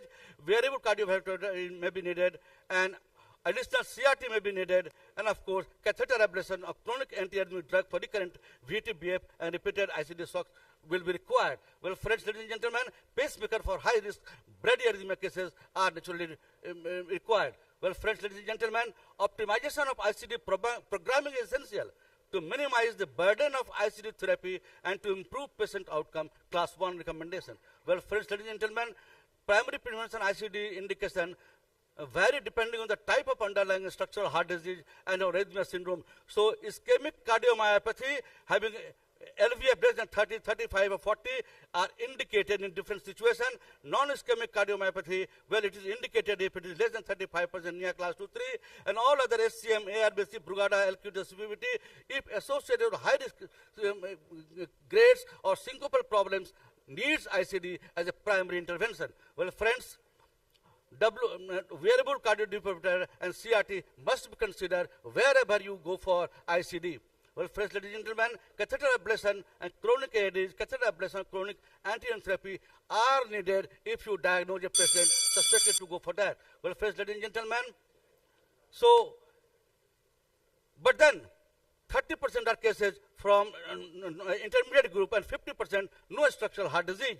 So friends, ladies and gentlemen, low risk patients, the patient do not qualify for ICD and advanced disease certification needed for the group of population, and for general population we need lifestyle modification to prevent heart disease. So how to prevent it? Remember this, doctors ABCD. So danger element around and ensure safety, response and recognize the situation early, shout for the help for EMS. Well friends, check airway, check breathing, check pulse for circulation, and give compression 100 to 120 millimeters, depressing the sternum for 5 centimeters, allowing full chest recoil between compression, ventilation 2 breaths for every 30 compression. But then friends, if for lay ray squares, hand only CPR is good to minimize the interruption. Deep fibrillation, apply the patches on the chest and go for, see whether it is shockable or non-shockable rhythm and do accordingly. So friends, ladies and gentlemen, advanced cardiac life support, so give CPR for 2 minutes and defibrillate. Look for return of spontaneous circulation, If not, repeat it. If not, go for epinephrine. If not, go for amiodarone. If not, go for specific therapies depending upon the type of the ventricular arrhythmias. Well, friends, ladies and gentlemen, if bradyarrhythmia or pulsar electrical activity is a non-shockable rhythm, remove the reversible causes and then give for the pulsar electrical activity, go for epinephrine, and for bradyarrhythmia, go for atropine. Well, ladies and gentlemen, after patient has revived, you can go for initial stabilization, then intervention if needed, and then you go for the follow-up therapy. Well, ladies and gentlemen, we'll pass up all this. So come to the message. Identify the high-risk patients and apply preventive measures, that is implantable cardio defibrillator plus minus CRT, that is cardiac resynchronization therapy, to prevent sudden cardiac death, and catheter ablation of chronic antiarrhythmic drugs as indicated for preventing recurrence VT and VF. Well, friends, optimize management of structural heart disease and cardiac risk factors in intermediate risk group. Well, friends, lifestyle modification and cardiac risk factor management in general population is needed. Well, friends, public training for CPR and AED availability at high-risk places with mobile electric system for trained person is required nowadays. Fast initiation of CPR with minimal interruption, 30/2 with 100 to 120 minutes with 5 centimeter compression and full recoil in between if needed, only hand on CPR, no ventilation. Well, friends, if AED is available, cycle of CPR 2 minutes, check and give shock with other needful till the return of spontaneous circulation, followed by specific management and post-cardiac arrest care. Well, ladies and gentlemen, modernized emergency medical services and advanced cardiac life support is the need of the hour. Well, ladies and gentlemen, interrogate and evaluate the relevant situation. Interrogate and evaluate the relevant situation and prevent sudden cardiac arrest. Learn high-quality CPR and advanced cardiac life support and save life. Thank you very much for giving present hearing. Thank you, sir, for a great talk on the burning subject of sudden cardiac death, because now and then we are hearing some celebrity dying of sudden cardiac death, which scares everyone. I must compliment the scientific chair for devising excellent 4 lectures where the message goes that prevention is better than cure. You must identify early on whether it is atrial fibrillation, tropical cardiology, peripheral vascular disease, or sudden cardiac death, and intervene early to prevent loss of life, and we must diagnose and treat it early. So do we have time for question answer session? I'm really sorry, sir. As we are running short of time, we have to skip the session. So, we'll keep the questions okay. for the later time. Thank you, sir. Okay, thank you very much. With compliment to all the speakers, justifying and giving perfect message to the audience. Thank you very much. Words can't thank enough for you to conduct this session so smoothly. Thank you so much, sir. Dr. Suman, kindly escort the chairpersons to the felicitation booth. This brings an end to the preventive cardiology session. We shall now move to preventive diabetology session, for which I should call on the stage Dr. A.K. Pathak, sir, Dr. P.K. Agarwal sir, Dr. B.K. Mishra sir, and Dr. Rajesh Kumar sir to kindly come to the stage and start the session. Thank you.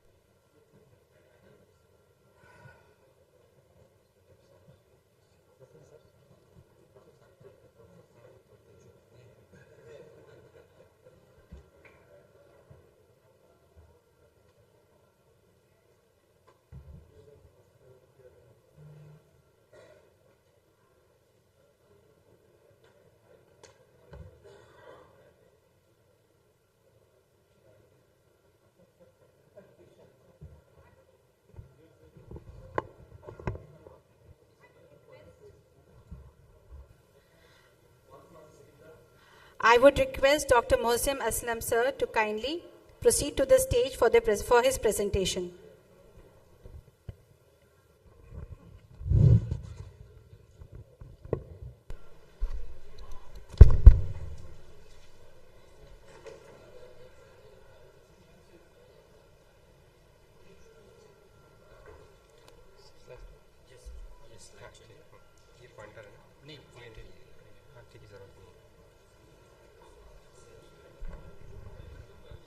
So, good evening everybody.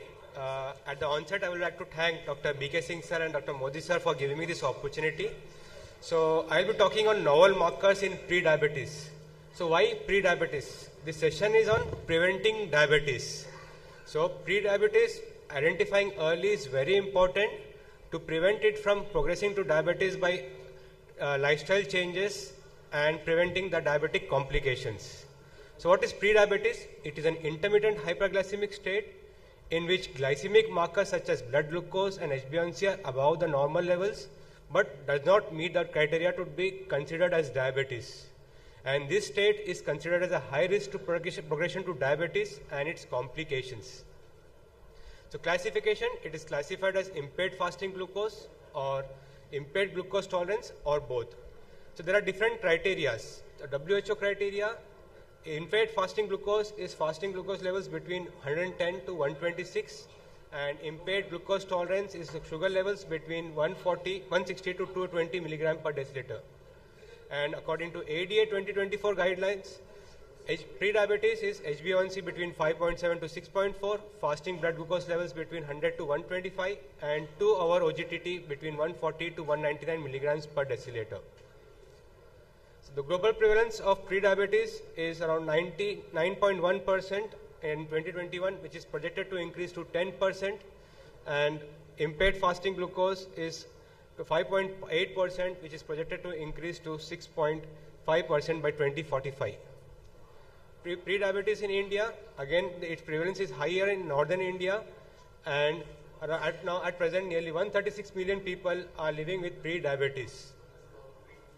So pre-diabetes, according to WHO cutoff, impaired fasting glucose, nearly 10% of the Indian population is having impaired fasting glucose, and impaired glucose tolerance is seen in 13.3%.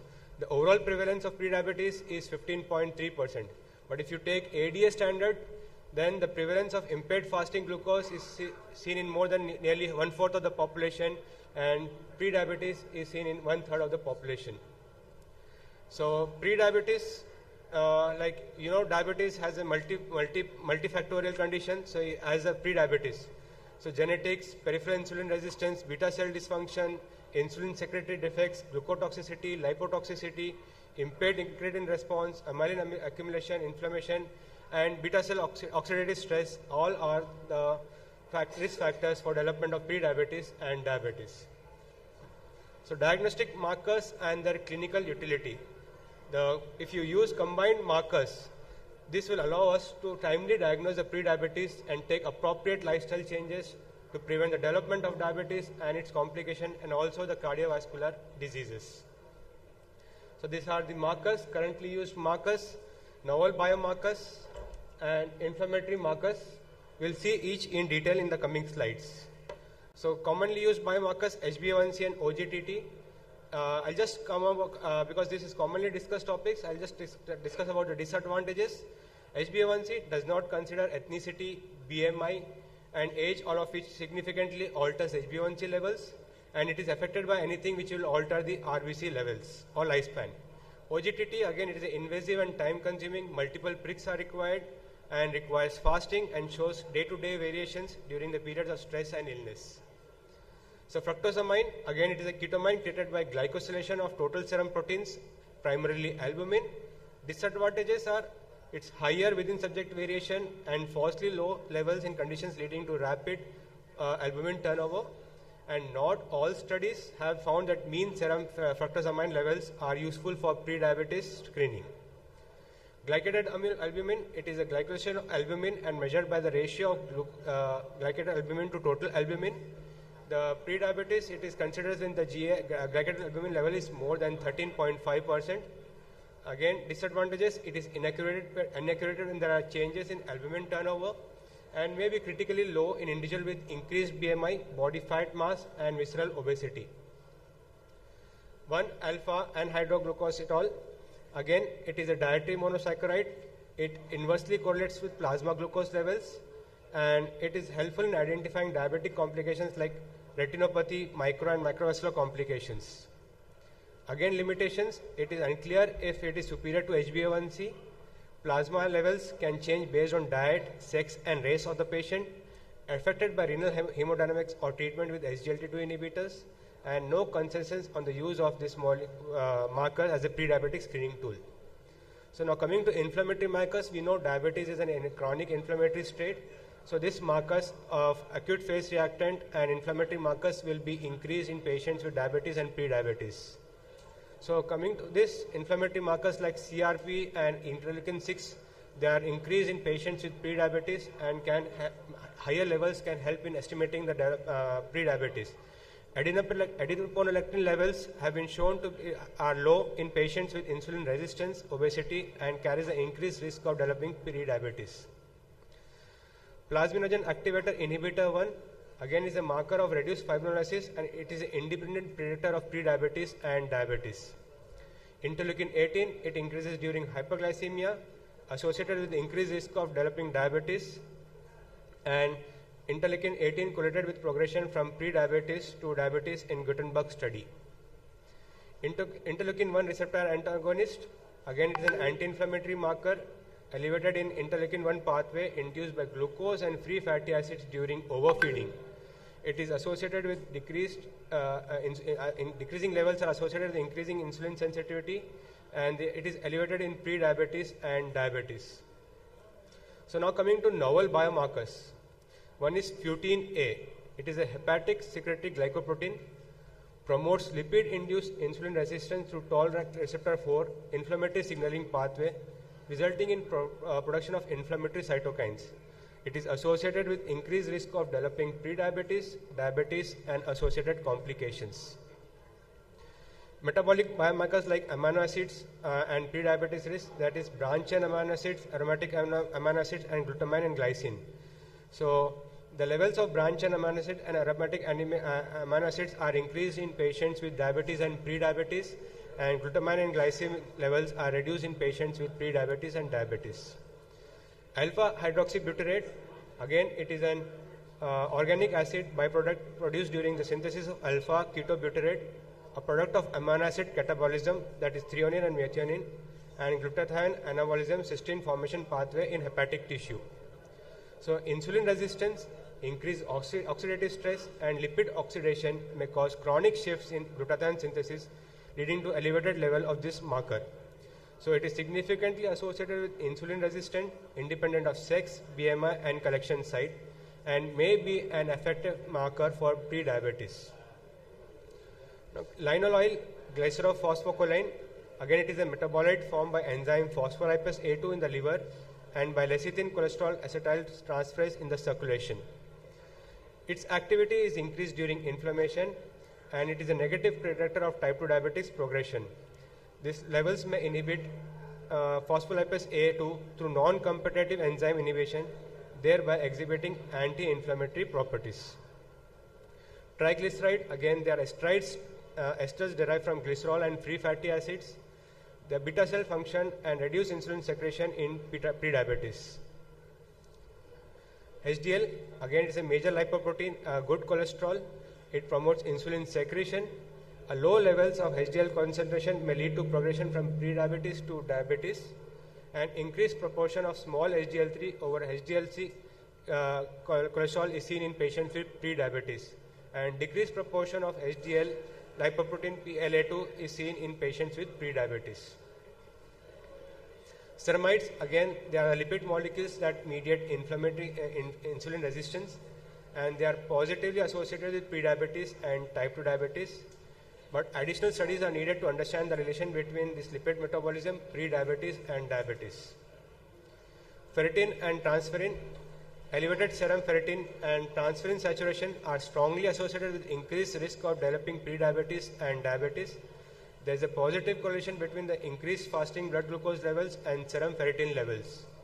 So iron contributes to insulin resistance through production of highly active radical formation, beta cell oxidative stress, damage to DNA and cell membrane integrity, and interfere with glucose uptake in skeletal muscles and adipocytes. So this marker is the ferritin and transferrin levels, which are a marker of inflammation. Again, if it's increased, again suggestive of development of prediabetes. So dietary iron restriction or chelation prevents the development of diabetes and loss of beta cell function. So now mannose banding lectin serine peptidase, thrombospondin 1 and glycosyl phosphatidylinositol specific phospholipase D1. These are again the novel biomarkers. This mannose banding lectin serine peptidase is important for innate immune responses and activation of complement system. They positively correlate with prediabetes, diabetes, and development of cardiovascular diseases. Thrombospondin 1 and GPLD1 are positively associated with prediabetes, and they are associated with increased insulin resistance, increased 2-hour glucose tolerance, and higher prediabetes prevalence. Apolipoprotein A is inversely associated with development of prediabetes. So laminin subunit alpha 2 and mixed lineage leukemia MLL4. LAMA2 is extracellular matrix component in muscle and nerve tissue, and it is elevated by 4 times in patients with prediabetes. It has 80% sensitivity and 100% sensitivity and accuracy. MLL4 histone methyltransferase regulating gene expression. It is 100% sensitivity and specific for prediabetes and associated with metabolic dysregulation. PLX-DC2, its function is for cell signaling and migration.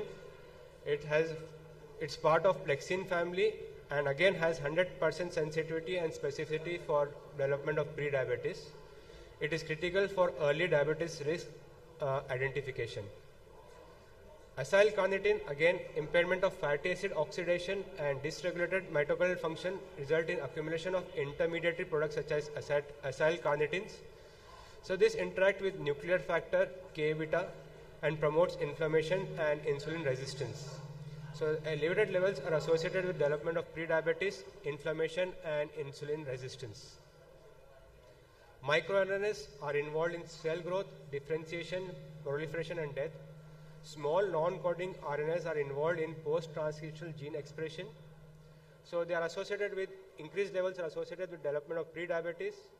That is microRNA 192 and 193B are associated with increased impaired fasting glucose and impaired glucose tolerance and have been correlated with high triglyceride levels and fatty acid index.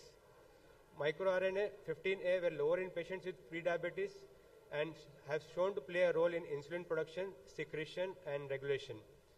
Specific microRNAs identified in prediabetes offer potential for early diagnosis and risk stratification, and their modulation may delay or prevent development of type 2 diabetes mellitus. So, early detection, this helps in early detection, that is identify prediabetes earlier for preventive measures, targeted interventions like tailored treatments based on biomarker results, and monitoring progression, that is track disease progression and intervention and effectiveness. So what are the future perspectives? There's a need to identify more sensitive and precise biomarkers capable of predicting progression to dysglycemic states at the earliest time when the beta cell functions are still relatively normal and is responsive to lifestyle modification. Additional comparison studies of biomarkers are required to ascertain their clinical utility, and genetic studies assessing the mutations may provide additional insight into associations with metabolic abnormalities. To summarize, according to Center for Disease Control and Prevention, 90% of the patients with pre-diabetes are undiagnosed and fail to receive appropriate guidelines on lifestyle changes and to prevent the progression to type 2 diabetes. HbA1c is insensitive for diagnosing acute and intermittent hyperglycemia and can be affected by various medical conditions which alter the RBC production. OGTT is associated with considerable variability, requires fasting, and is invasive and time consuming. So combining multiple biomarkers may predict more precisely those at high risk of developing diabetes or pre-diabetes and subsequent progression to diabetes.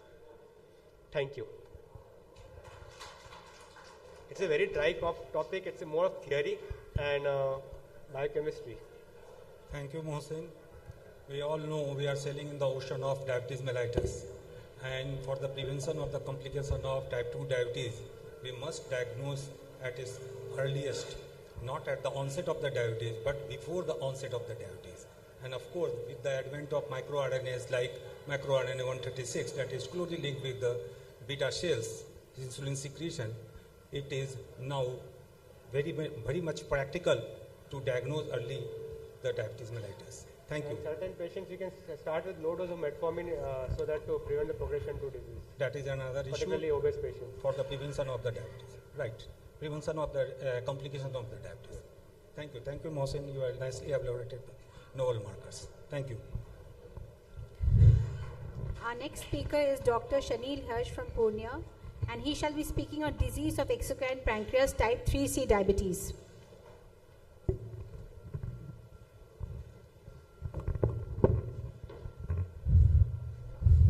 Good evening, everyone. First of all, I would like to thank CCDSI for organizing such a wonderful academic fest, and thanks to them for giving me this opportunity to talk about diabetes type 3C. So in next 15 minutes, I'll be talking about pancreatogenic diabetes, that is diabetes type 3C diabetes. So what I'll be talking about is the disease, how does it develop, its pathophysiology, epidemiology, and how should we be managing it. So with any disease, when it comes, there is a historical perspective of it. And as we know about pancreatogenic diabetes, there is a large Kerala series which had more than 1,000 patients. And these patients were mostly young patients, malnourished, and 90% of them had diabetes, and they presented with large pancreatic stones. So this was the image when we think about this study. We see a malnourished male, and we think that they eat a lot of cassava. And for diagnosis, we do plain X-ray and we see pancreatic stones. ERP shows dilated tortuous duct, and we know that they will require a lot of insulin and they will die early. So he is the great doctor, Dr. G. Varghese, who did a lot of studies in chronic pancreatitis in Kerala, and he came up with the clinical features that these patients will have pain in childhood, and in adolescence they will have diabetes and they will die very early. And he coined this term called tropical pancreatitis, as he thought that this is a special identity which is being seen in India, and India being a tropical country, so he coined it tropical pancreatitis. But as the time passed, the chronic pan or the tropical pancreatitis had changing demographic as well as the profile of the disease changed. What were the changes which were observed? It was the age onset was delayed in the 2 decades, the BMI increased, socioeconomic status, which was poor before, came out to be middle, and the incidence of diabetes in these patients decreased. So what were the perceptions and what was the reality in the passing decades? We thought that in India we are having a special type of diabetes which has young age of onset, related to cassava, severe disease, malnutrition, diabetes in most of the cases, and they'll die early. But after 3 decades, we saw that around 1/3 of them were having alcoholic pancreatitis. They present both young and old. The animal study, the human study from AIMS, Chandigarh and Kerala showed that there were no relation to cassava. The disease can be picked up early as well as in advanced stage. Malnutrition is not the cause, but it is the effect of the disease. And diabetes is seen in 1/3 of the patient. And once the patient is educated and taken good care, they have a good prognosis. So then the question came, what is the reason behind this change of the phenotype in the disease? And the reason was the rapid socioeconomic development. As we see here, in 1970s, the state GDP was around 320 million for the Kerala, which rose up to 14 billion in 2000, and per capita income also increased by 40% of the fold. But there was a flip side of this coin.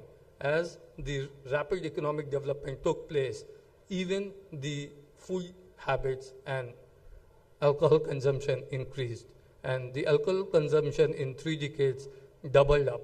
In Kerala, which was 4 liters per person was consuming 4 liters of alcohol, and in 2000 it came out to be 8 liters. So that could one of the cause why more and more patients were being picked up for alcoholic pancreatitis.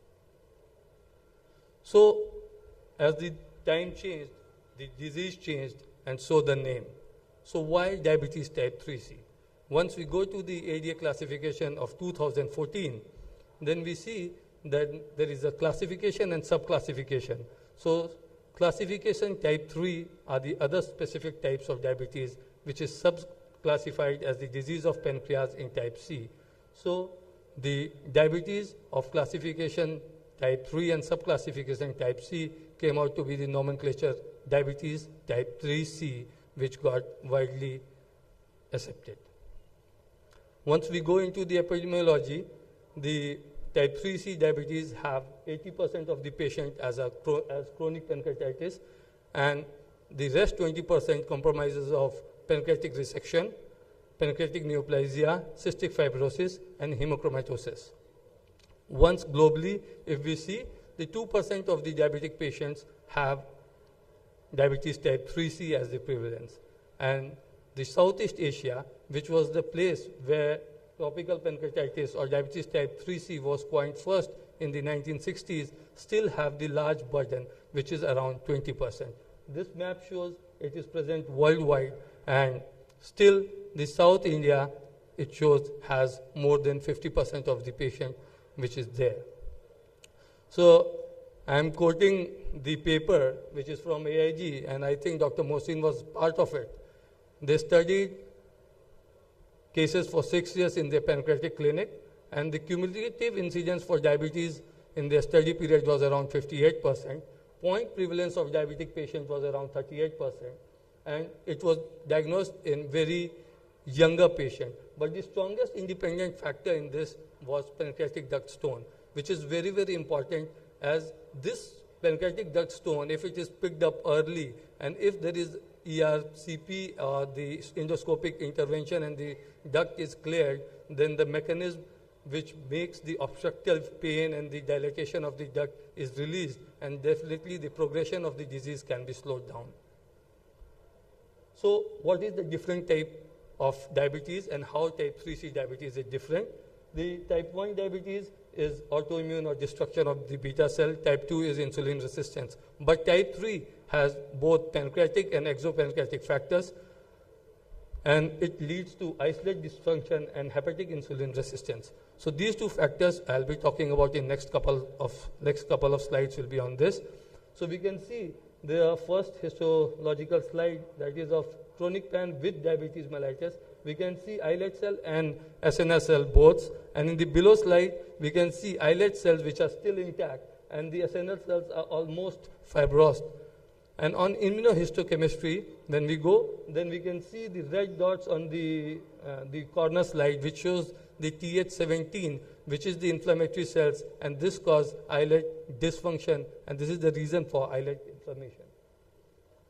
On the experiment, we can see that when these islet cells were removed and cut outside, then 60% of them were alive. But when the glucose was given to it, like for the response when it was seen by the glucose, only 2 of them responded very well. So that gave the idea of the removing this islet cell from the inflammatory media and giving it as an autologous transplantation, and otherwise any medical intervention which can cause the inflammatory milieu so that islet cell can respond well. So the next will be the beta cell dysfunction is there, alpha cell dysfunction is there, and pancreatic polypeptide dysfunction. So all these dysfunction will be there. So because of alpha cell dysfunction, counter-regulatory mechanism is less, and that is why the patient goes into, it has brittle diabetes and goes into more of hypoglycemia. So another one, the same slide, we can see acinar cell destruction causing pancreatic enzyme insufficiency, leading to reduced incretin secretion and leading to poor glycemic control. So to summarize, we have chronic inflammation, fibrosis, macroangiopathy, causing beta cell dysfunction and loss of hepatic insulin receptor, which causes insulin resistance, reduced insulin secretion, altered glucagon response, and altered incretin effect, leading to type 3 diabetes. So when coming into extrapancreatic factor, the gut microbiome takes a lot of importance. It causes gut bacterial dysbiosis, endotoxemia, and which causes the cell LPS-induced beta cell dysfunction. The Faecobacterium Neisseria is very, very important in it, and it has been shown that the diabetes type 3C has around 60% less of this bacteria.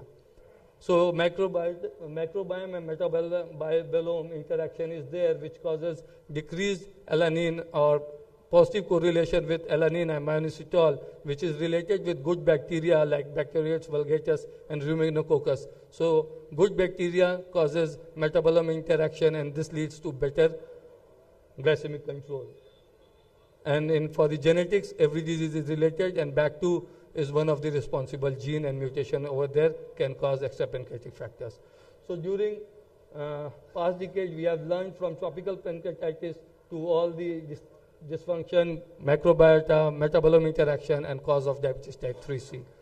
On diagnostic modification, plain CT scan can help us in diagnosing. It can cause calcification, it will show us calcification. Ductal abnormality will be shown on MRCP.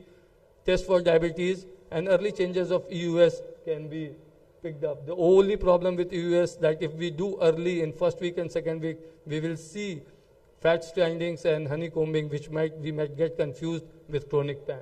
So this is the image of pancreas in early CP.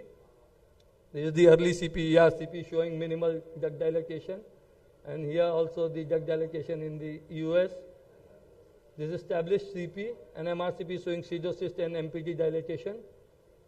Here the ultrasound and CT showing the calcification, and this is the end stage CP.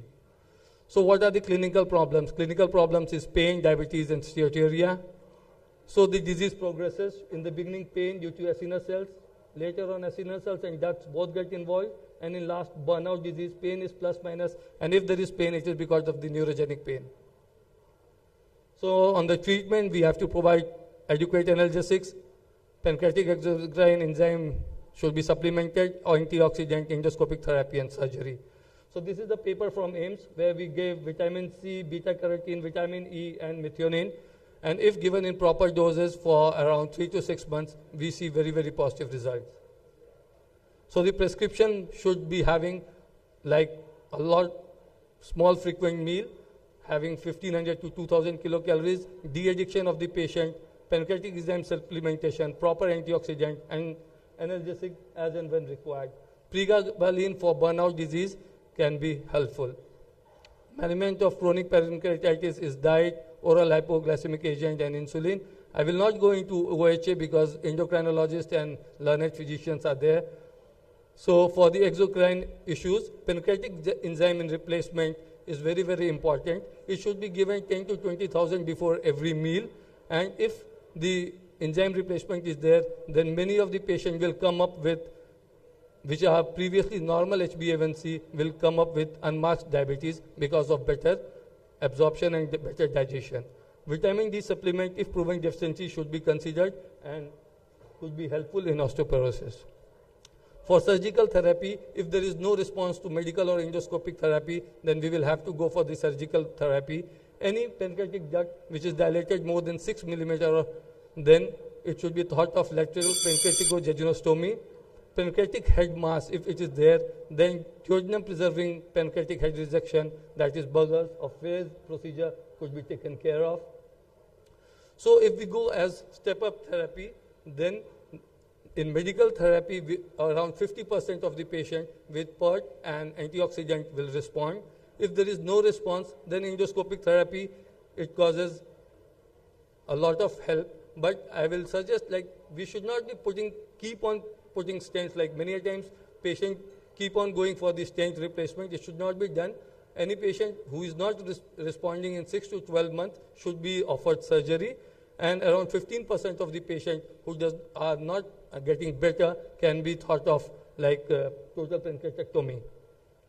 So promising therapy of total pancreatectomy with islet autotransplantation is there.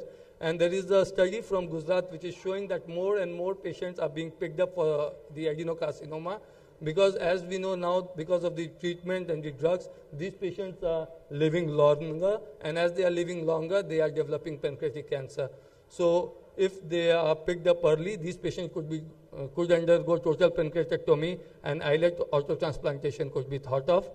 Pancreatic polypeptide is one of the greatest promising drugs, and these antibiotic drugs can be effective, and it improves insulin sensitivity and decreases insulin requirement in type 3 diabetes. Thank you. Thank you, Dr. Shanil, for giving so much information regarding pancreatic diabetes. The number of pancreatic diabetes is far more what we know, because there is very faulty lifestyle and drinking habits, and there are so many cases of chronic pancreatitis, and so we must be cautious when there is case of diabetes, because there are certain differences in treatment, and particularly in case of pancreatic diabetes, there are frequent episodes of hypoglycemia. So you must be aware, and the treatment is mostly metformin and short-acting insulin. Thank you. Thank you, sir. Thank you, Dr. Shani. Dr. Suman, kindly escort Dr. Shani to the felicitation booth. And thank you, chairpersons, for conducting this session so smoothly. Dr. Suman, kindly escort the chairperson to the felicitation booth too. Thank you. Now we move to our next session, which is on preventing nephrology. And for that, I request Dr. Manoj Gupta, Dr. Arvind Kumar, and Dr. Dilip Kumar to kindly come to the stage and conduct the session. Thank you.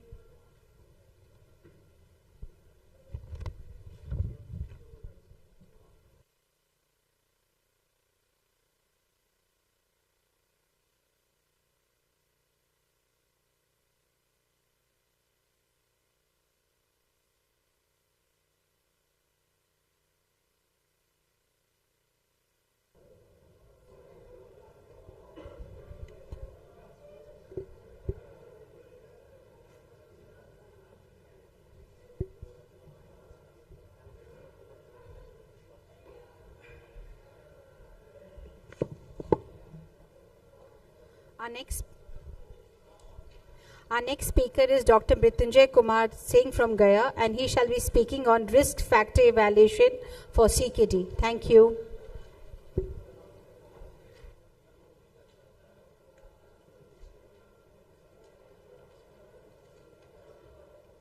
Should I start?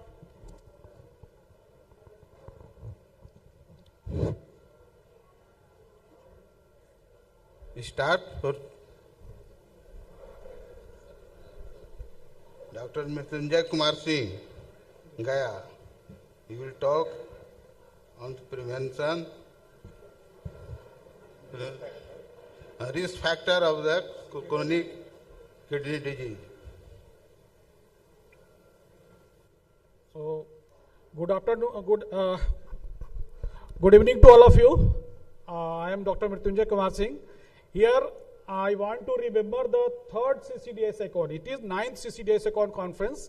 I want to remember the third CCDSI conference, which was held at this place only in Purnea in 2019.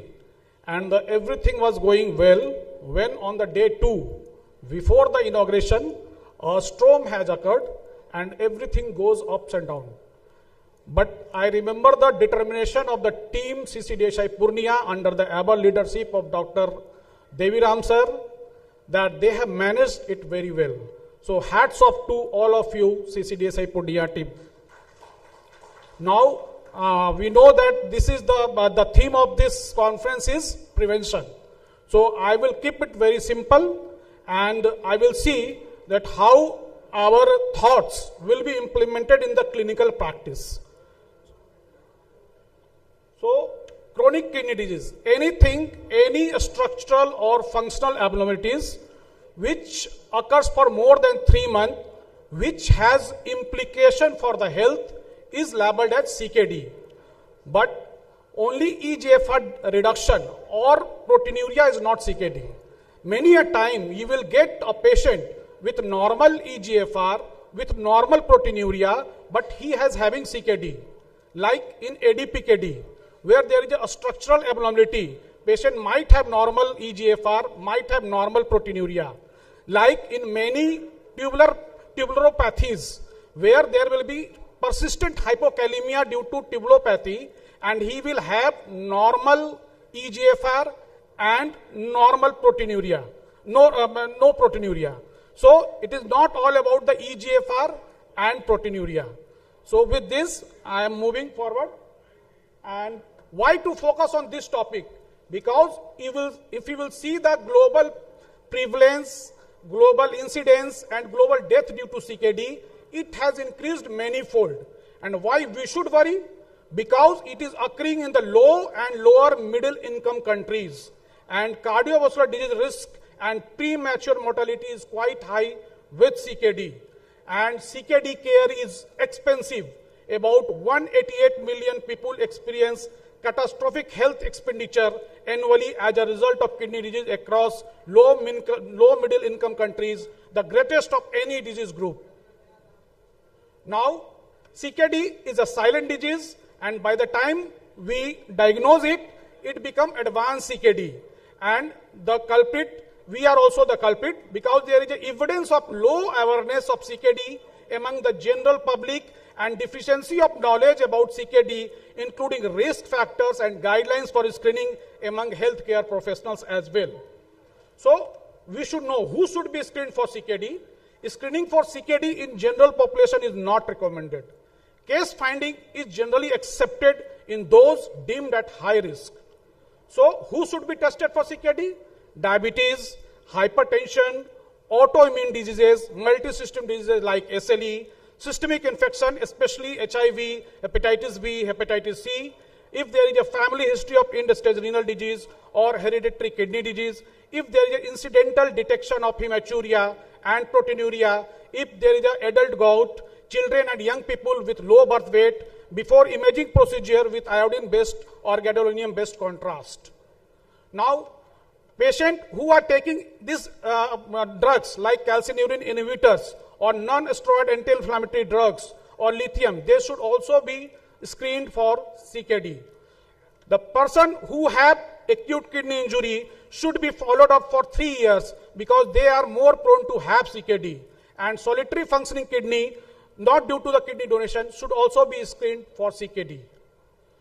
So there is a social determinants of health, and it is closely linked to CKD, like pollution, housing condition, heavy metal exposure, recurrent infections, low level of education, stress, family history. These all are linked to CKD. So we have to see, because we are all facing, we are living in a country where these all conditions are quite they are ये बहुत ज़्यादा यहाँ पे है. तो हम लोगों को ये देखना होगा कि these conditions and the will of the government to handle these patients. Now coming to the herbal nephropathy, it is quite common nephropathy in our part because herbal drugs are sold over the counter, and they contain heavy metals. And one of the very important herbal nephropathy is this Balkan nephropathy. This is the drug, one drug which is the slimming drug used in the Balkan countries and these Chinese countries. And they have found that it contains aristocolic acid, and it causes interstitial fibrosis, urothelial carcinoma, and other defect in the kidneys. So herbal nephropathy is quite common in India as well. Now kidney disease has a strong genetic basis. We all know about the monogenic kidney diseases like ADPKD, this Fabry disease, Alport disease, but there are polygenic risks for kidneys in our society like single nuclear polymorphism, because we are seeing that diabetic patients in certain clusters are going diabetic kidney disease, and hypertensive patient in certain clusters is having hypertensive kidney disease. Why? Because there are certain risk factors. So we have to go for this polygenic risk scores in these populations to see. Now again, one of the very important gene is Epoli gene.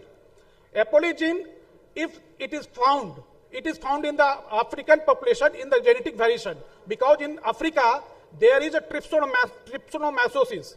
Trypsonoma is a disease, it is found in Africa. So if there will be one variant of Epoli found in this, it will help in prevention of trypsonoma disease. But if there will be two variants, it will cause CKD. So in America, what they have found, that when they are having two variants of Epoli gene in this patient, they are more prone to have CKD. So this gene is very important. Again, dietary salt intake. According to WHO, the restriction of salt intake to less than 2.3 grams per day of sodium, corresponding to 5.8 grams of salt, is one of the most cost-effective measures to improve public health. And salt-sensitive hypertension is the hallmark of hypertension in CKD patient. Hence, a low-salt diet is widely considered a cornerstone in the treatment of hypertension in CKD. Again, about the aging, chronic kidney disease promotes multi-organ aging as well as the biological aging. So, calorie restriction and autophagy can retard this process. Obesity is linked to CKD. The best hip ratio, a surrogate marker of visceral obesity, has been shown to independently predict the development of CKD. Smoking has direct and indirect kidney injury, and studies have shown that more than 20 years of abstinence in former smokers are required to decrease the risk of new onset smoking-associated CKD, emphasizing the lingering adverse effect of smoking. Nephrolithiasis is associated with twofold increased risk of end-stage renal disease. So, it should be also screened. The nephrolithiasis patient should also be screened for CKD. Women have several other problems because women of childbearing age having AKI and preeclampsia, they are more prone to have CKD.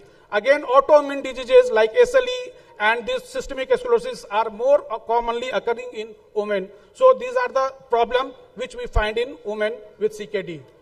Again, coming to a very important topic, regional chronic kidney disease among agriculture workers.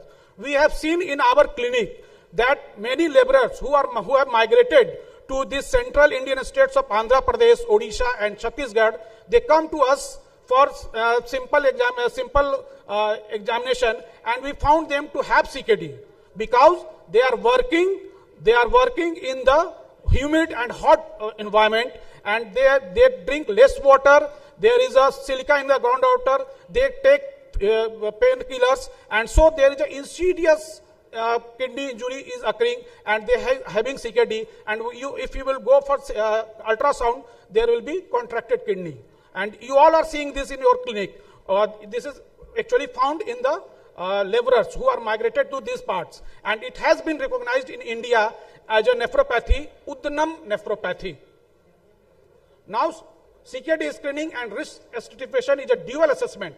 EGFR testing with serum creatinine and serum cystatin and proteinuria estimation in urine. So these are the tests which have been evolved over the years, And how we will do the EGFR testing? This is very important. If first test finds reduced EGFR, say that less than 60, perform second test within 7 days to exclude acute kidney injury. If EGFR is still less than 60, perform a third test at least 3 months later. If third test finds EGFR less than 60, CKD is confirmed. Creatine-based EGFR have several problems like muscle wasting disorder.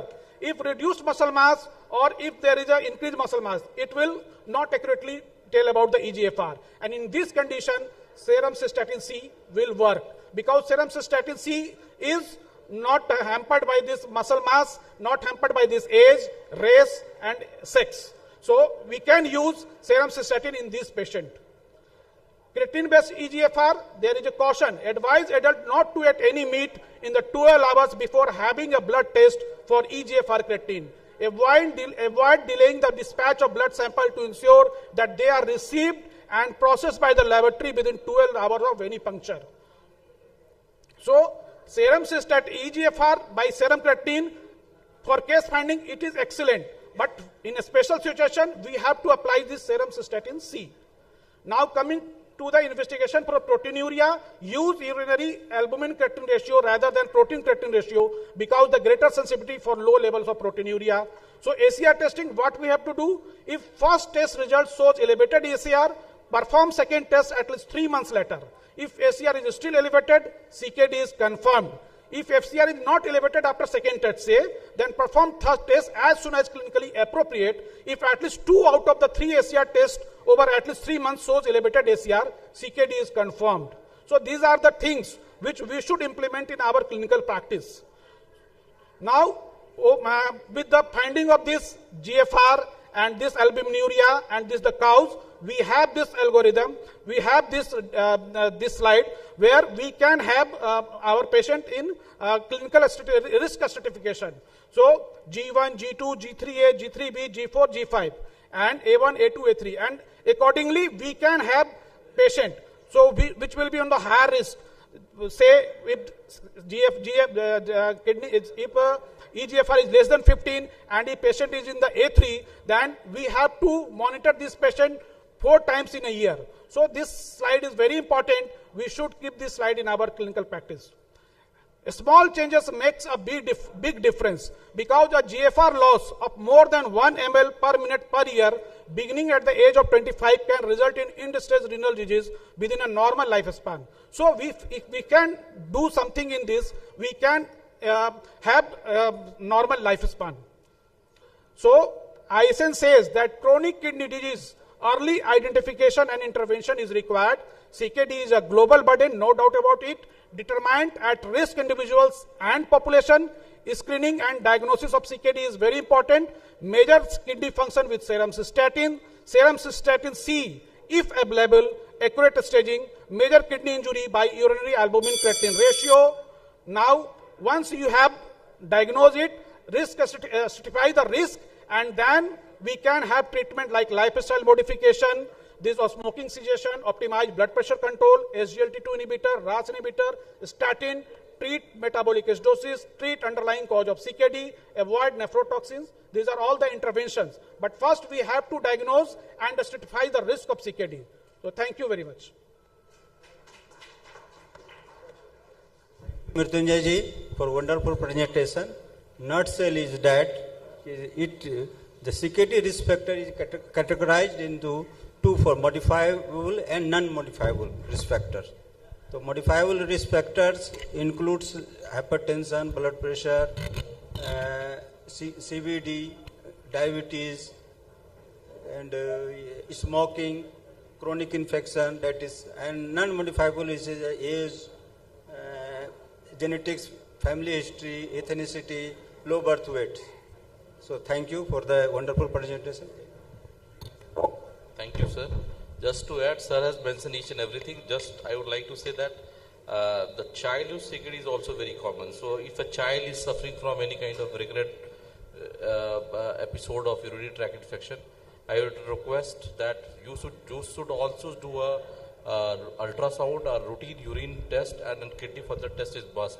Sometimes there is something called reflux nephropathy that is pretty uncommon I see a lot of patients who are suffering from sacroiliac reflux, and later in their life they develop a CKD. So, repeated episode of UTI, or even if you think that this is the first episode of UTI, which is a complicated one, you should not miss out any congenital anomaly of, there is something called KAKUT, congenital anomaly of kidney ureter.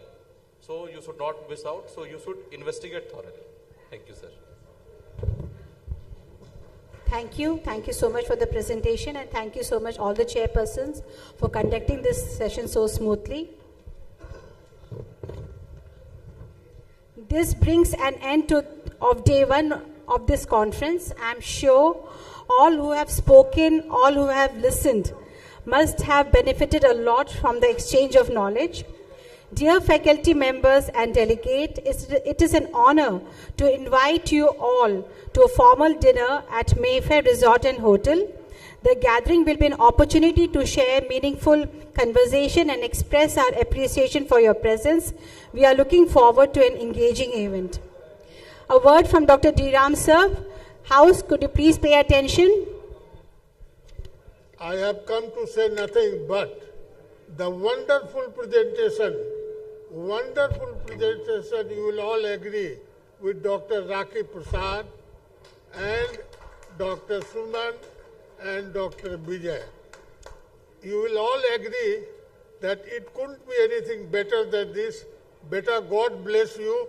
Please give her a hand. Thank you so much, sir. Your word of appreciation, encouragement means a lot to all of us. Thank you so much, sir.